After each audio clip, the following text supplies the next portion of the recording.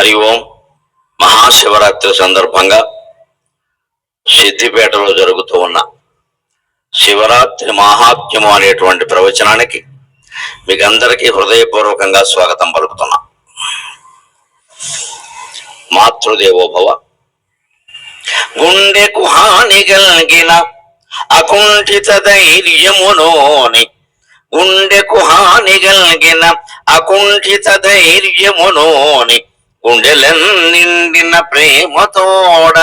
అమ్మా, గుండెకు హాని కలిగిన అకుంఠిత ధైర్యమునోని, గుండెలన్నిండిన ప్రేమతోడ అవని నవనీతము పంచిపెట్టి, అవని నవనీతము పంచిపెట్టి కైదండగ నిల్చినట్టి నిను, కైదండగ నిల్చినట్టి నిను దారుణమౌ చితి మీద పెట్టి నీ గుండెకు నిప్పు పెట్టి తిని.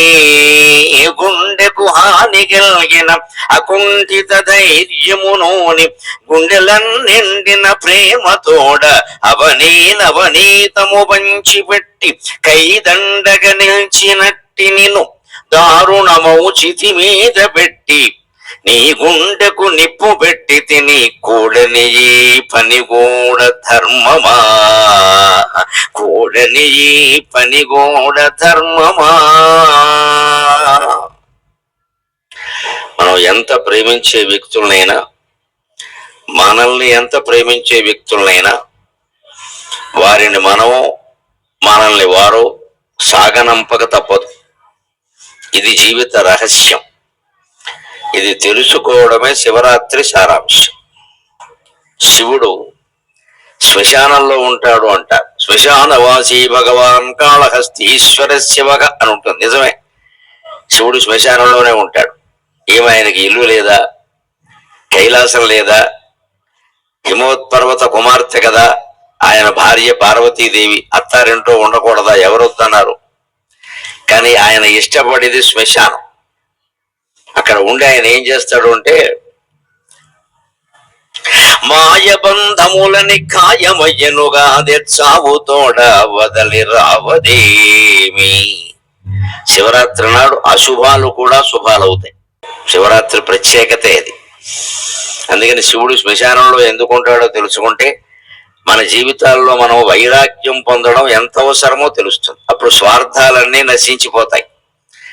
మనం శాంతంగా ఉంటాం, మన కుటుంబం బాగుంటుంది, సమాజము శాంతంగా ఉంటుంది. పోలీసు వారికి పని చాలా తగ్గిపోతుంది సమాజం శాంతంగా ఉంటుంది. మేజిస్ట్రేట్లకి పని తగ్గిపోతుంది. అప్పుడు పెండింగ్ కేసులు అనేవి ఉండవు. ఎక్కువ కేసులు గొడవలు ఎందుకుంటాయంటే మనుషుల మధ్యలో తగాదాల కారణంగా. తగాదాలు ఎందుకుంటాయంటే స్వార్థం కారణంగా. ఇద్దరు కలిసి కోర్టుకి వెడతారు. ఇద్దరులో ఒకరిది ఖచ్చితంగా తప్పే, అనుమానం లేదు. ఎక్కడ ఇద్దరిది ఒప్పు అయితే కోర్టుకి వెళ్ళడం ఎలా కుదురుతుంది? ఒకరిది ఖచ్చితంగా తప్పే, ఒకరిదే ఒప్పు. ఆ ఎవరిది ఒప్పు తేల్చడానికి 5 ఏళ్ళు పడుతుందో 10 ఏళ్ళు పడుతుందో తెలియదు. ఎందుకు వస్తుంది ఇది? చట్టాల వల్ల పరిష్కారం అయ్యే సమస్య కాదు. ఈవేళ ఇక్కడ ఇంతమందిని సమావేశపరచాలి అంటే, ఒక రాజకీయ నాయకుడు ఇంతమందిని సమావేశపరచాలి అంటే కనీసం ఒక 5-6 లక్షలు ఖర్చు పెట్టాలి. నాకు ఆ లెక్కలు తెలియవు కానీ ఒక 5-6 లక్షలు ఖర్చు పెట్టాలి, లేకపోతే ఇంతమంది రారు ఇక్కడికి. కానీ ఊరికే ఒక ఆయన గరికపాటి నరసింహరావు అని ఆయన వస్తాడు, ఒక కైలాసం అని ఒక ఆయన చెప్పగానే ఇన్ని వేల మంది వచ్చారు ఇక్కడికి. ఇంతకంటే ఏం కావాలి? ఆధ్యాత్మికత ఒక్కటే ప్రపంచాన్ని మారుస్తుంది అనడానికి. అక్కడ నిలబడి వినడానికి, కూర్చుని వినడానికి, చోటు లేకపోయినా కూర్చోడానికి, దోమలు కొడుతున్నా సరే వినడానికి సిద్ధపడుతున్నారంటే ఆధ్యాత్మికత అనేది జీవితానికి ఎంత అవసరమో గ్రహించినటువంటి సిద్దిపేట భక్త మహాశయులందరికీ నేను నమస్కారం చేస్తున్నాను. ఇది ఒక్కటే సమస్తమైన సమస్యల్ని పరిష్కరించగలిగింది. భగవద్భక్తి, జ్ఞానం, వైరాగ్యం. అందుకే శివుడు శ్మశానంలో ఉండి ఏం చేస్తాడు అంటే, చనిపోయిన జీవుడు అక్కడికి వెడితే మనం అనుకుంటాం ప్రాణం పోయిందని. ఆ మాట నిజం, ప్రాణమే పోయింది, ప్రాణాలు పోలేదు. ప్రాణం ఏకవచనం, ప్రాణాలు బహువచనం. ప్రాణమే పోయింది, ప్రాణాలు పోలేదు. 5 ప్రాణాలు పోవు. 5వ ప్రాణం సూక్ష్మ ప్రాణాలు కూడా పోతే శవం ఉబ్బి ఉండదు, ఉబ్బి ఉండే అవకాశం లేదు. ఆ ఉబ్బి ఉంది అంటే అందులో ధనంజయము అనేటువంటి సూక్ష్మ వాయువు ఉంటుంది. ప్రాణ అపాన వ్యాన ఉదాన సమానాలని పైకి కనిపించే వాయువులు. ఇవి కాకుండా నాగ కూర్మ కృకర దేవదత్త ధనంజయాలు అంటారు. సూక్ష్మ వాయువులు అంటారు. మనం రెప్పపాటు వేస్తున్నామంటే దానికి గాలి కారణం, దానికి కూర్మం అనే వాయువు కారణం. తుమ్ముతున్నాము అంటే దానికి వాయువు కారణం, దానికి కృకరం అనే వాయువు కారణం. ఆవులిస్తున్నాము అంటే ఒక వాయువు కారణం, దానికి దేవదత్తం అనే వాయువు కారణం. ఇక ధనంజయం అనే వాయువు యొక్క ప్రత్యేకత ఏమిటి అంటే మొత్తం శవదహనం అయిపోయే వరకు ఆ వాయువు అందులోనే ఉండి ఆ శవం ఉబ్బి ఉండేలా చూస్తుంది. అందుకే శవం మామూలుగా ఉండడం కంటే ఉబ్బి కనపడుతుంది ఎక్కువగా, మామూలు మనిషి కంటే ఉబ్బుతుంది ఎక్కువగా. ఎందుకంటే లోపల ఆ బోరగిల్లేటువంటి వాయువు ఉండి దాన్ని బోరగిల్లేలా చేస్తుంది. అదే ధనంజయం. అంచేతన ప్రాణం పోతుంది కానీ ప్రాణాలు పోవు. ఇంకా ఆ ఒంటి ప్రాణంతో ఉంటాడు కాబట్టి ఆ జీవుడితో శివుడు ఏమంటాడు అంటే మాయబంధములని ఖాయమయ్యనుగా చావుతోడా వదలి రావదేమి, నీవు నన్ను చేర నిలుచుంటి నేనని, నీవు నన్ను చేర నిలుచుంటి నేనని శవము శవము చేరి శివుడు పల్కో, శవము శవము చేరి శివుడు పల్కో. ఈ మాట చెప్పడానికి శివుడు శ్మశానంలో ఉంటాడు. ఏమయ్యా ఎంతో కాలం బతికవు, 70 ఏళ్ళు 80 ఏళ్ళు, ఆడ మగ ఎవరైనా సరే, చదివావు, ఉద్యోగాలు చేసావు, సంసారం అన్నావు, పెళ్లి చేసుకున్నావు, పిల్లల్ని కన్నావు, పిల్లలతో సరిపడకుండా మళ్ళీ వాళ్ళు పిల్లల్ని కనే వరకు కూడా కూర్చున్నావు ఇక్కడ. ఇంత చేసావు కానీ నేనెవరు అనే ప్రశ్నకి సమాధానం వెతికావా? వీళ్ళెవరు వాళ్ళెవరు నాకేమవుతారు ఇలాగే ఆలోచించుకున్నావు తప్పితే ఎంతసేపు నేనెవరు, ఆ నేను ఎక్కడుంది శరీరంలో? శరీరమా నేనంటే మనస్సా బుద్ధ ఇంద్రియాలా ఏమిటి? ఆ ఒక్క ప్రశ్నకి జవాబు వెతుకుంటే చాలా ప్రయోజనం కలిగేదయా. అది ఈ జన్మకి చెయ్యలేదు. ఈ ఉన్న బంధాలు తల్లినో తండ్రినో భార్యనో భర్తనో పిల్లలనో ఇంకోటనో ధనమనో కనకమనో వస్తువాహనాలనో ఏదో రకంగా పెంచుకున్నావు బాగా. కనీసం ఇప్పుడైనా పంచప్రాణాల్లో 4 పోయి ఒక ప్రాణం మిగిలినప్పుడైనా ఇవన్నీ మాయబంధాలు అని తెలిసిపోయింది కదా, వాస్తవంగా తెలిసిపోయింది కదా, ఎవరు చెప్పక్కలేకుండా. అదే మాయబంధములని ఖాయమయ్యను కాదే చావుతోడా వదలి రావదేమి అంటాడు. చనిపోవడంతో ఇవన్నీ మాయబంధాలనే విషయం తెలిసిపోయింది కదా, ఇంకా ఈ శరీరంలో ఉండాలని తాపత్రయం ఎందుకయ్యా? ఒక క్షణంలో దీన్ని అంటించేస్తాడు పెద్ద కొడుకే స్వయంగా.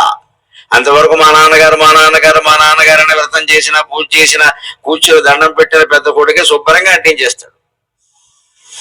అందుకే నేను ఈ కార్యక్రమాన్ని మా అమ్మ మరణించినప్పుడు మేము చేసిన అంత్యక్రియల పద్యంతో మొదలు పెట్టాం. ఆవిడ మరణించినప్పుడు ఒక చిత్రమైన ఘట్టం జరిగింది. ఏం పెద్ద మహిమా మాయా కాదు కానీ కొడుకైన వాడికి బాధగానే ఉంటుంది. మేము 5 అన్నదమ్ములం ఉన్నాం. ఆవిడ పోయే సమయానికి 3 ఉన్నాం. ఆ 2 పోయిన దుఃఖాన్ని కూడా ఆవిడ భరించింది. సరే అది వదిలేయండి. 3 అక్కడ ఉన్నాం. పెద్ద కొడుకే చేస్తాడు కదా అని నేను, మా అన్నయ్య చేస్తున్నాడు పెద్ద, నాకంటే 20 ఏళ్ళు పెద్ద. నేనే చిన్నవాడిని అందులోకి. నాకు ఎందుకు చెబుతారు పనులు, చిన్నవాడు కదా అంటారు, వదిలేస్తా. కానీ ఆ శవాన్ని దహనం చేస్తూ ఉంటే ఈ గుండెల మీద కూడా ఓ పిడక పెడతారు, అన్ని అవయవాల మీద పెడతారు, అన్ని అంటుకోవాలి కదా. పిడక పెట్టారు. అది ఎందుకో జారిపోయి నా వైపు పడింది. వెంటనే మా అన్నయ్య అవతల నుండి ఎవరే దాని గుండెల మీద పెట్టరా అన్నాడు. నాకు గుండెలు జారిపోయే ఒక్కసారి. తల్లి గుండెలకి నిప్పెట్టడమా? గుండెకు హాని కలిగిన అకుంఠిత ధైర్యమునోని గుండెలన్నిండిన ప్రేమతోన అవనీ నవనీతము నింపి, గుండెలన్నిండిన ప్రేమతోడ అవనీ నవనీతము పంచిపెట్టి కైదండగ నిలిచినట్టి నిన్ను దారుణమౌచితి మీద పెట్టి నీ గుండెకు నిప్పు పెట్టి తిని కూడని ఈ పని కూడ ధర్మమా, కూడని ఈ పని కూడ ధర్మమా. ఏది మనం ఏమాత్రం ఇష్టపడము అదే చేయాల్సి వస్తుంది. ఒక్కోసారి తప్పది కానీ తప్పదది అంటారు. జీవితంలో కొన్ని అలా ఉంటాయి. తప్పది కానీ తప్పదది. చట్టం రీత్యా తప్పదు కానీ మన మనస్సు అంగీకరించట్లేదు. అది చట్టం, అది ధర్మం చెయ్యాలి కానీ మన మనస్సు అంగీకరించట్లేదు రాగద్వేషాల కారణంగా. నా వైపే పడాలా ఇదంతా పెద్ద కొడుకు చేస్తున్నాను, నేను చేయక్కర్లేదు నేను కూర్చున్నాను, అమ్మ మీద ప్రేమ ఉందా ఎక్కువగా ఉండడం వల్ల అయ్యో నేను ఇవన్నీ ఎలా చేస్తాను, కానీ నాకు కూడా తప్పలేదే, ఆ పిడక నేనే తీసి ఎక్కడ పెట్టాల్సి వచ్చింది. అమ్మా నీకు గుండె నొప్పి వచ్చినా సరే 10 రోజుల్లో తగ్గిపోగానే మా ఇంట్లో ఉండి మాకు గుండె ధైర్యాన్ని చెప్పావమ్మా, ఎన్ని ఆపదలు వచ్చినా ఏం చేసినా ఏం కదరా నీకేమిట్రా అని అవనీ నవనీతము పంచిపెట్టి భూమి మీద ఎంత వెన్నపూస ఉందో నాకు తెలియదు కానీ నీ మాటల ద్వారా నీ చూపుల ద్వారా వెన్నపూసంతా మాకే పెట్టావమ్మా, ప్రేమ అనే వెన్నపూస. అటువంటి నీ గుండెలకి నేను నిప్పు పెట్టడమా, ఇది కూడా ధర్మమా, తప్పదా, చెయ్యాలా, మరెవరు పెడతారు? ఆ కొడుకే పెట్టాలని కోరుకుంటుంది. ఇది మానవ జీవితం. ఇటువంటి బంధాలను కూడా మనం వదిలిపెట్టాల్సిందే, వేరే దారేం లేదు ఇక్కడ. మనం వాటిని వదిలిపెట్టకపోతే అవే మన వదిలిపెడతాయి. ఏదైనా వదిలిపెట్టమేగా, మనం వారిని వదిలిపెట్టినా వారు మన వదిలిపెట్టినా అయినట్టే అక్కడికి. అందుకని మాయబంధములని ఖాయమయ్యనుగా చావు తోడ వదలి రావదేమి. చనిపోయినప్పుడైనా తెలియలేదా మానవ, ఇవన్నీ మాయబంధాలను అంతకుముందు ఏదో గ్రంథాల్లో చదువుతుంటే, భగవద్గీతలు చదువుతుంటే, ప్రవచనకర్తలు ఎవరో పౌరాణికులు చెబుతూ ఉంటే ఓహో ఓహో అనుకుని ప్రసాదం తినేసి వెళ్ళిపోయామే, మాయబంధాలని తెలియలేదా? నీవు నన్ను చేర నిలుచుంటి నేనని జీవుడు ఎవరో తెలుసుకుంటే ఆ జీవుడు దేవుడే అని అర్థం అవుతుంది. శంకరాచార్య స్వామి చెప్పినట్టుగా జీవో దేవ సనాతన అని అర్థం అవుతుంది. దానికోసం ఏమైనా ప్రయత్నం చేసావా? బతుకున్న 80 ఏళ్ళు కూడా జీవితం గురించి, ఉద్యోగాల గురించి, సంసారం గురించి, పిల్లల గురించి, రాగద్వేషాల గురించి, గొడవల గురించి తాపత్రయమే సరిపోయింది ఇక్కడ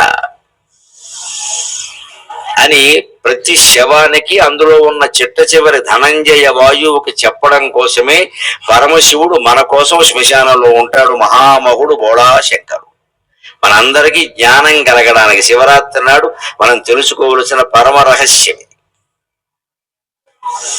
ఆ పైన శివరాత్రి అంటే లింగోద్భవం. ఇవాళ ఖచ్చితంగా ఎంత నిద్ర వచ్చినా సరే కనీసం 12 గంటలు దాటే వరకు మెలకుగా ఉండాలి. అందుకే సరదాగా ఏం చెబుతారు అంటే జగడవాడైనా జాగారం చేయమన్నారంట. ఏమీ తోచకపోతే భార్యతో తగాద పెట్టుకోవాలి. ఏమి ఇచ్చారు మీ వాళ్ళు అనాలో మాట అనమాట. ఆవిడ కూడా ఈ మొహానికి మళ్ళీ ఇచ్చింది ఎక్కువ, మళ్ళీ ఇవ్వాలి ఎక్కడ ఓ అరగంట నడిచాక ఏం లేదు అంత డ్రామా అని ఊసే అంతే అయిపోయింది. ఇప్పుడు మనకి నిద్ర రాకుండా ఉండాలంటే దెబ్బలాట పెట్టుకోవాలి. మామూలుగా ఉంటే నిద్ర వచ్చేస్తుంది. అందులో 10 ఏళ్ళే కాపురం చేశాక భార్యను చూస్తే భర్తకి, భర్తను చూస్తే భార్యకి వెంటనే నిద్ర వస్తుంది. కొత్త వాళ్ళకి రాదు. కానీ ఇప్పుడు నిద్ర బాగా రావాలంటే 3 ఉపాయాలు ఉన్నాయి, గుర్తుపెట్టుకోండి. ప్రాచీన శాస్త్రంలోనే చెప్పారు. 3 స్థానాన్ని నిద్రాయాహ స్వభార్య పుస్తకం జప. నిద్ర రాని వాళ్ళకి ఎవరికైనా నిద్ర రావాలంటే భార్యతో గాని భర్తతో గాని కబుర్లు చెప్పడం మొదలుపెట్టు. 10 నిమిషాలకు నిద్ర వస్తుంది. ఎందుకంటే ఇష్టం లేదు కాబట్టి. వేరే వాళ్ళైతే ఇష్టం ఉంటుంది సరదాగా, ఫ్రెండ్స్ అయితే ఎంతైనా పర్వాలేదు. అది కూడా నిద్ర రాలేదనుకో పుస్తకం చదవమన్నారు. పుస్తకం తీయగానే వచ్చేస్తుంది నిద్ర. అది కూడా నిద్ర రాలేదనుకో కళ్ళు మూసుకుని జపం చేయన్నారు. 2సారి నమస్సు అయిన సరికి నిద్ర వచ్చేస్తుంది. అదే నిద్ర రావడానికి ఉపాయాలు ఉన్నాయి. స్వభార్య పుస్తకం జపక అన్నారు పూర్వశాస్త్రంలోనే చమత్కారంగా చెప్పారు. అందుకనే దీనికి శివరాత్రి నాడు ఏం చెప్పారు అంటే ఏదో దెబ్బలాడుకుంటారు పోలేండి దంపతులు అన్నాక ఏవో ఉంటూనే ఉంటాయి, బయట పెట్టుకోకుండా ఉంటే చాలు, దానికే ఉంది, ఇంట్లోనే కదా దెబ్బలాడుకోండి కాసేపు. ఎంతవరకు 12 గంటల వరకు. 12 అయిపోయాక మూసే కంపెనీ అయిపోయింది. ఇద్దరు రాజీకి వచ్చేసారు, అయిపోయింది. అది ఎన్నిసార్లు దాంపత్య జీవితంలో ఇరువురు సహనంతో రాజీకి రాకపోతే భారతీయ సంసారాలు స్థిరంగా నిలబడ్డాయండి. మనం ఆనందించాలి.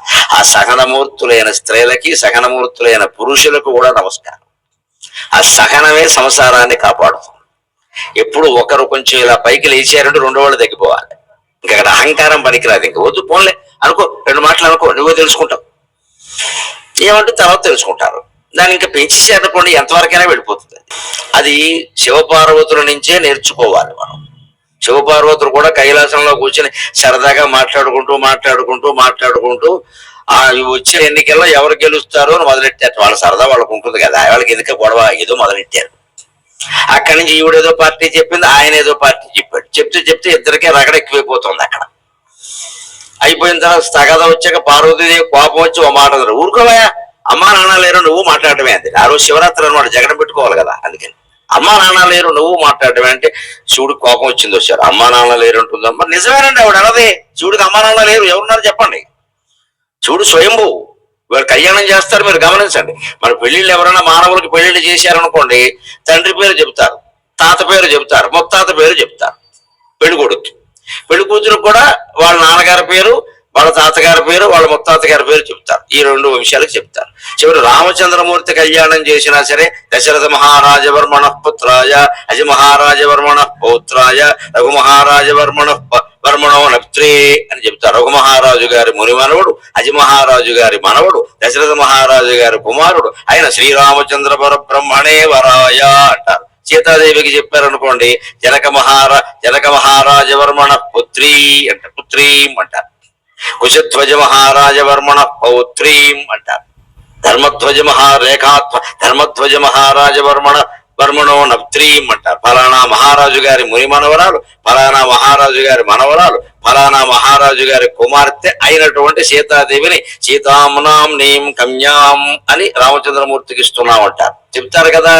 శివ కళ్యాణం మీరు గమనించండి. అక్కడ కూర్చుని శివుడికి ఏ గోత్రాలు చెబుతారో అమ్మవారికి ఇబ్బంది లేదు. అమ్మవారి తండ్రి పేరు హిమవంతుడు, ఆయన తండ్రి పేరు ఏదో రత్నాకర మహారాజు ఏదో ఉంది అక్కడ. ఆ పర్వతానికి కూడా పర్వతానికి పుట్టింది అక్కడ స్పష్టమైన జన్మ. కానీ శివుడి దగ్గర చెప్పేసరికి ఏమంటారో తెలుసా?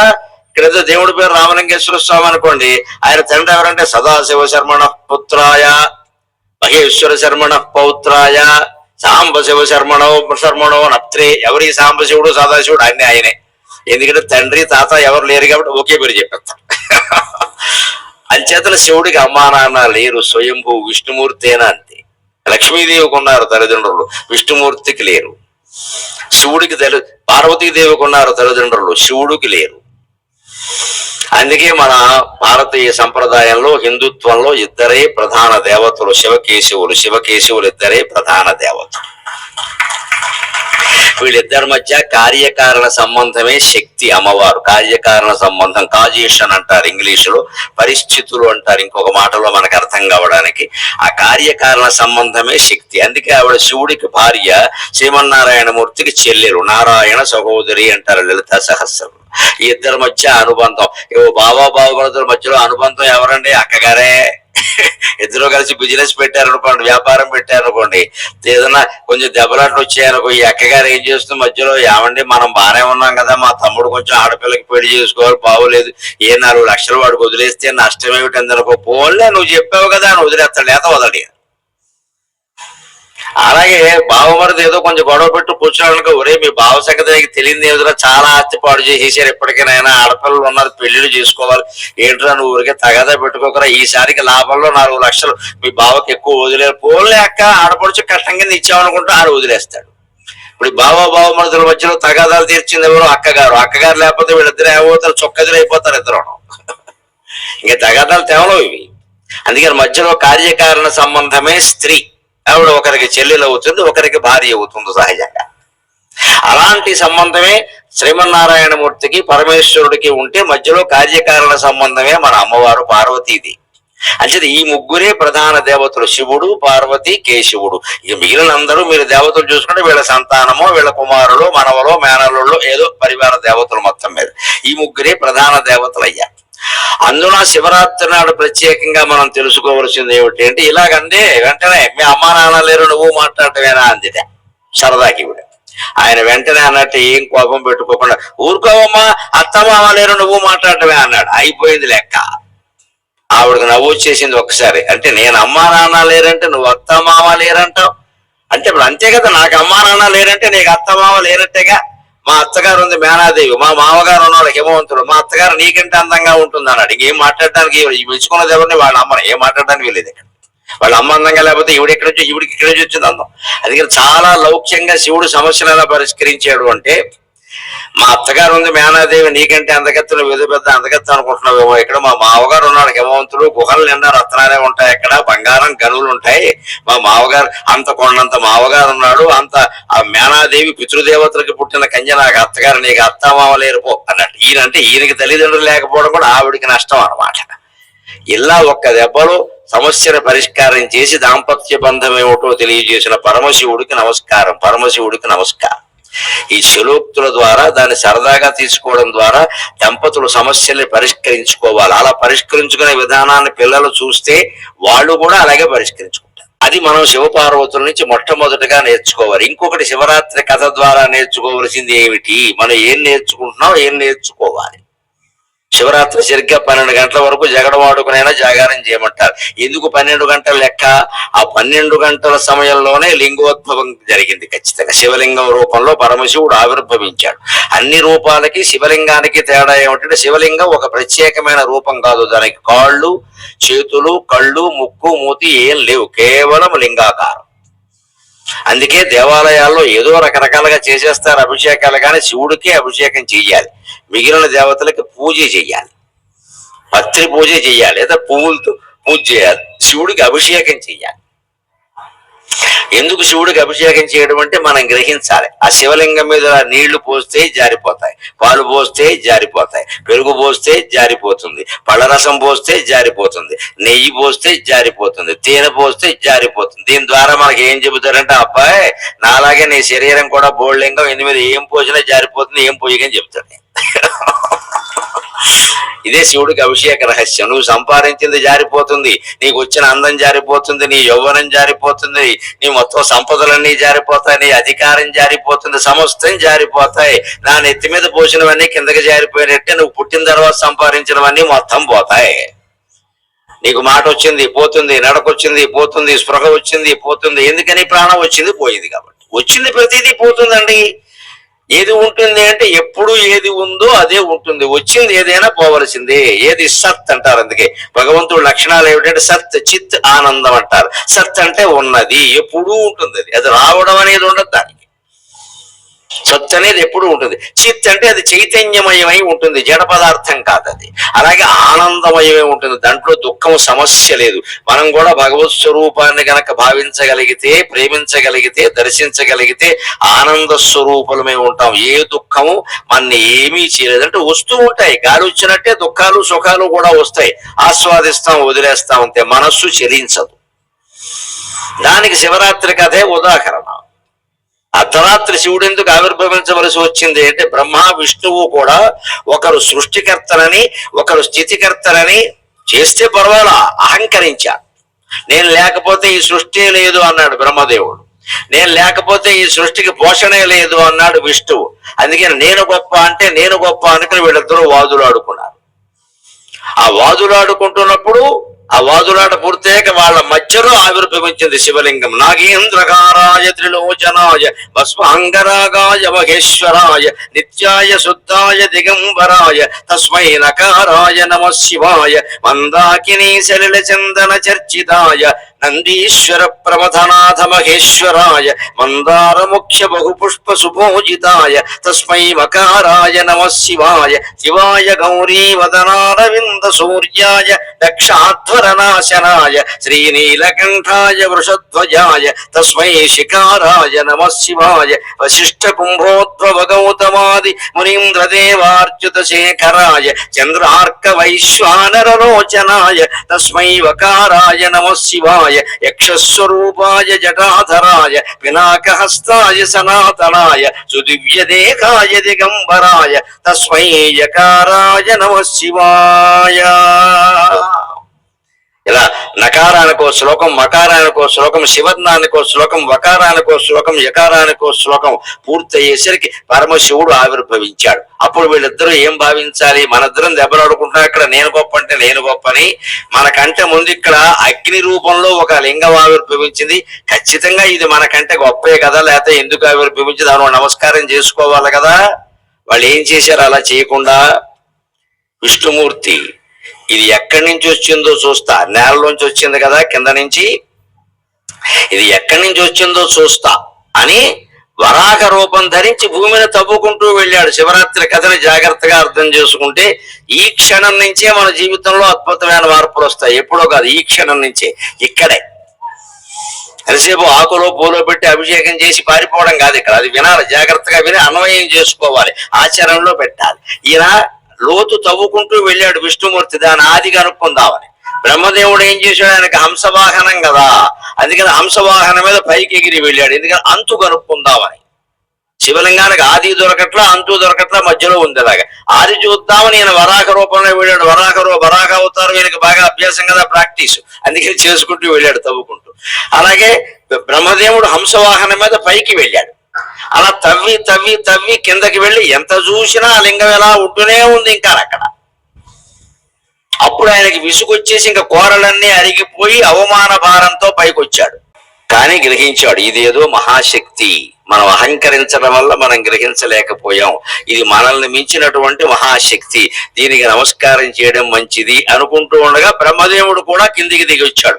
ఆయన ఎలా ఆలోచించాడు, మరి విష్ణుమూర్తి కంటే ఒకటే ముఖం, బ్రహ్మదేవుడికి 4 ముఖాలు కదా, ఆర్టిఫిషియల్ ఇంటెలిజెన్స్ ఉపయోగించాడు, కొంచెం ఎక్కువ తెలివి, అతి తెలివి అంటారు. ఆయన ఏమనుకున్నాడు, ఇప్పుడు నేను ఇంత పైకి ఎగిరాను కదా, ఇక్కడ విష్ణుమూర్తి లేడు కదా, ఎవరూ లేరు కదా, శివలింగం అంతు నాకు దొరకలేదు, కానీ కిందికి వెళ్ళి చూశాను అంటే ఎవడు చూడొచ్చాడు అన్నాడు. సృష్టి ప్రారంభంలోనే అబద్ధం అక్కడ మొదలైంది. సృష్టికర్తే మొట్టమొదటి అబద్ధం ఆడాడు. నేను ఇప్పుడు చూసేశానంటే ఎవడు చూడొచ్చాడు, ఇక్కడ ఎవరు మీడియా వాళ్ళు ఉన్నారా, ఎవరు లేరుగా, కిందకెళ్ళి చూసేసామని చెబితే ఎలాగో విష్ణుమూర్తికి దొరికుండదు, నేను చూశానంటే నేనే గొప్పవాడిని కదా అనుకున్నాడు. తిన్నగా ఉండకుండా మళ్ళీ ఏం చేశాడు, వచ్చేటప్పుడు ఓ ఆవు కనపడదు, మరి సాక్ష్యాలు కావాలి కదా, చూసావంటే ఆవు కనపడ్డాడు. గోవా నేను పైన శివలింగం యొక్క అంతు చూసినట్టుగా చెప్పు అన్నాడు. అది ఏమంది, వెంటనే తోకిలా ఊపింది. నేను చెప్పను, నేనెందుకు చెబుతా, నువ్వు చూడలేదు, చంపేస్తాను చెప్పకపోతే వేషాలు వేస్తున్నావు అన్నాడు. పాపం భయం వేసేది, ముఖంతో సర్లే చెబుతా అంటే బెదిరించి సాక్ష్యాలు చెప్పడం అక్కడ మొదలైంది. అది కూడా శివరాత్రి దగ్గరే కూట సాక్ష్యం చెప్పడం మొదలైంది. ఎన్నో రకాల ఆచారాలకి పద్ధతులకి ఇది నిలయం అయిపోయింది ఈ కథ. ఇంక కొంచెం కిందకు వచ్చాడు. ఒక సాక్ష్యం అయితే సరిపోదు కదా, మనకి ప్రామిసరీ నోటు రాస్తే చూడండి, ఎందుకు సాక్షులోనే 2 సంతకాలు పెడతారు. ఎందుకని, ఒక సాక్షి సంతకం పెట్టేవాడు జారిపోయాడు, ఇంకోడైనా ఉంటాడు. ఇంక 2 ఎందుకండి, 22 పెట్టచ్చు కదా అంటే కాగితం సరిపోతుందో, అందుకని 2తో సరిపెట్టి, అందుకని ఇంకో సాక్ష్యం ఉంటే మంచిదని నేను ప్రయత్నించాడు. అక్కడ మొగలి పొద కనపడింది, మొగలి పూల పొద. ఆ మొగలి పొదను అడిగాడు. అది కూడా ఇలాగే ఏదో అనపోదో చంపేస్తాను, నేను నీతోనే పూజ చేశాను, నువ్వు చెప్పాలన్నాడు. సృష్టికర్తతో మనకెందుకు తగదా, మొగల పువ్వు చాలా అందంగా ఉంటుంది, దాన్నే మొక్కజొన్న పొత్తు కింద మార్చేస్తాడేమో, తినేస్తాడు, ఎందుకు వచ్చిన గొడవ అని సరే చెప్తానంది. ఆ మొగలి పువ్వు గోవు కిందికి దిగొచ్చాయి బ్రహ్మకి ఎదురుగా సాక్ష్యం చెప్పడం కోసం.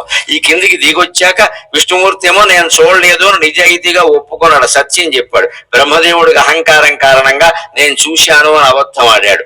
వెంటనే అక్కడ శివుడు ప్రత్యక్షమై ఒక్క దెబ్బ కొట్టాడు. బ్రహ్మదేవుడు 4 ముఖాలు ఉన్నాయి, ఎందుకయ్యా ఉపయోగం, అబద్ధం ఆడటానక 4 ముఖాలు, ఒక నోరున్నవాడే అబద్ధం ఆడాలంటే పాపం కదా అని ఆలోచిస్తాడే, నువ్వు 4 ముఖాలు పెట్టుకుని అబద్ధం ఆడుతున్నావు, ఇక్కడ బుద్ధి ఉందా లేదా అని చెప్పి ఈ బ్రహ్మదేవుడికి లోకంలో పూజ లేకుండుగాక అని శపించాడు. అందుకే బ్రహ్మదేవుడికి ఒక్క ఆలయం ఉండదు, ఎక్కడ 4 ముఖాలు ఉన్నా నైవేద్యం పెట్టేవాడు ఎవడు లేడు. ఇక్కడ అసలు గుడే ఉండదు, నైవేద్యం సమస్య లేదు. అందుకని అది అంతేకాదు, మొగలి పువ్వు సాక్ష్యం చెప్పింది కాబట్టి మొగలి పువ్వు నా పూజకి పనికిరాదు అన్నాడు. గోవు ముఖమేమో అడ్డంగా ఊపింది, మా ముఖమేమో నిలువుగా ఊపింది చూశావు అన్నట్టుగా, తోక అడ్డంగా ఊపింది చూడలేదు అన్నట్టుగా. తోకతో నిజం చెప్పింది కాబట్టి తోక భాగాన్ని గోవుకి పూజ చేస్తారు అందరూ కూడా. గోమయం, గోమూత్రం అన్నీ పవిత్రమే. అవి ఆయుర్వేదంలో మహత్తరమైన ఔషధాలు. అవి గోమూత్రం, గోమయం అన్నీ పవిత్రం.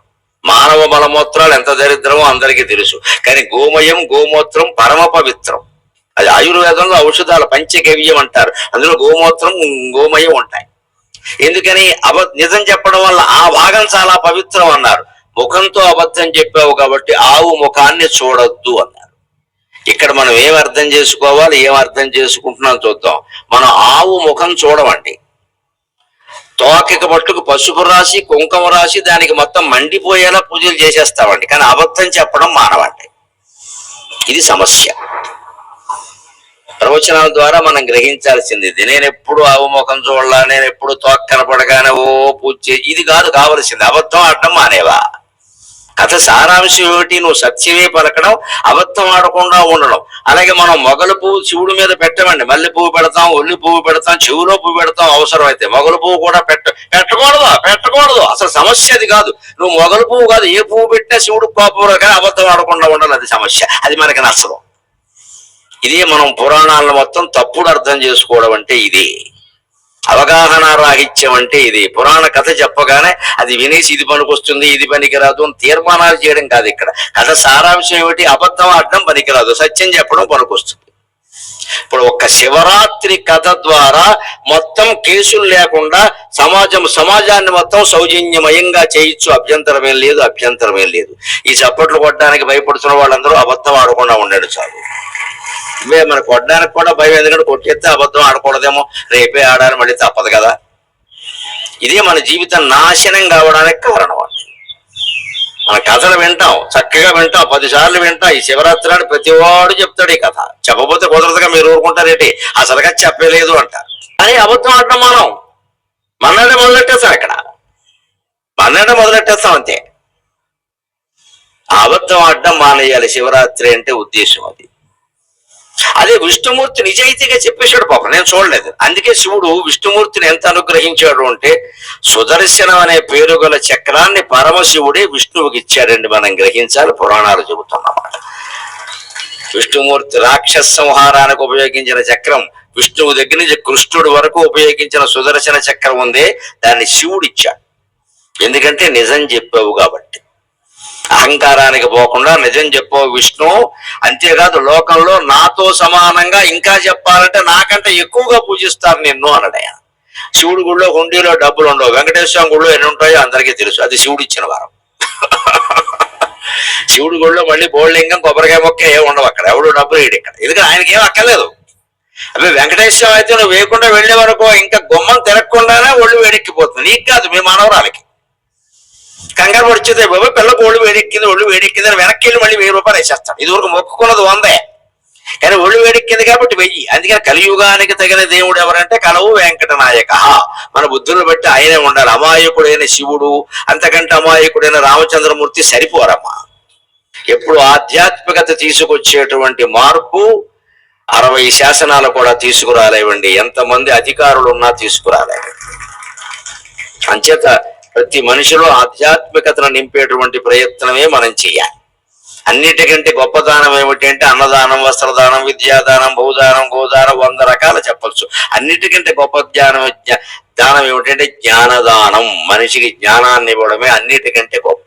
ఆ జ్ఞానం ఒక్కటే లేకపోతే ఈ అన్నము మిగలదు, భూమి మిగలదు, గోవు మిగలదు, ఏమీ మిగలదు. అంచేత ఎప్పుడు కథలు విన్నప్పుడు దయచేసి ఈ పదార్థాలను పట్టుకుని కూర్చోకండి. పరమార్థం కోసం ప్రయత్నం చేయండి. పదార్థం అంటే మొగలు పువ్వు పెట్టకూడదు, పువ్వు ముఖం చూడకూడదు, తోక పూజ చేయాలి, ఇది పదార్థం. పరమార్థం అంటే అబద్ధం ఆడకూడదు, అది పరమార్థం. పదార్థానికి పరమార్థానికి తేడా ఏమిటి? పదార్థం ఎంత తాజాగా ఉంటే అంత బాగుంటుంది. అంతేగా తినే పదార్థం తాజాగా వేడిగా ఉండాలని అనుకుంటాం మనం. చల్లారిపోయినా బాగుండదు, 3-4 గంటలైనా బాగుండదు, అంతే కదా. పదార్థం ఎంత తాజాగా ఉంటే అంత బాగుంటుంది, కానీ పరమార్థం ఎంత నిలవ ఉంటే అంత బాగుంటుంది మన గుండెల్లో. అది గుర్తుపెట్టుకోవాలి. ఇప్పుడు నేను చెప్పేది మీకేం పదార్థాలు పెట్టండి. నేను అయిపోయాక కైలాసం గారు కార్యకర్తలు పెడతారేమో ప్రసాదాలు, కానీ నేనేం పదార్థాలు పెట్టను. కానీ నేను అందించే పరమార్థం ఎంత నిలవ ఉంటే అంత మంచిది మీ హృదయాల్లో. పదార్థం ఎప్పుడు తాజాగా ఉండాలి, పరమార్థం ఎప్పుడు నిలవైపోవాలి. అది నిలుచుండిపోవాలంటే మనం దాన్ని కేవలం విని వెళ్ళిపోకూడదు. అవగాహన చేసుకుని, అన్వయం చేసుకుని ఆచరణలో పెట్టాలి. దేశమంతా బాగుండడం, ప్రపంచం అంతా బాగుండడం పక్కనట్టంటే ముందు నీ జీవితం బాగుంటుంది, హాయిగా నీకు మీ కుటుంబం బాగుంటుంది. సరిపోదా మనకి? మన కుటుంబం ఎవరు అబద్ధాలు ఆడకుండా ధర్మానికి కట్టుబడి ఉంటే భార్య, భర్త, పిల్లలు అందరూ బాగుంటారని సరిపోదా మనకి? ఇంకేం కావాలి?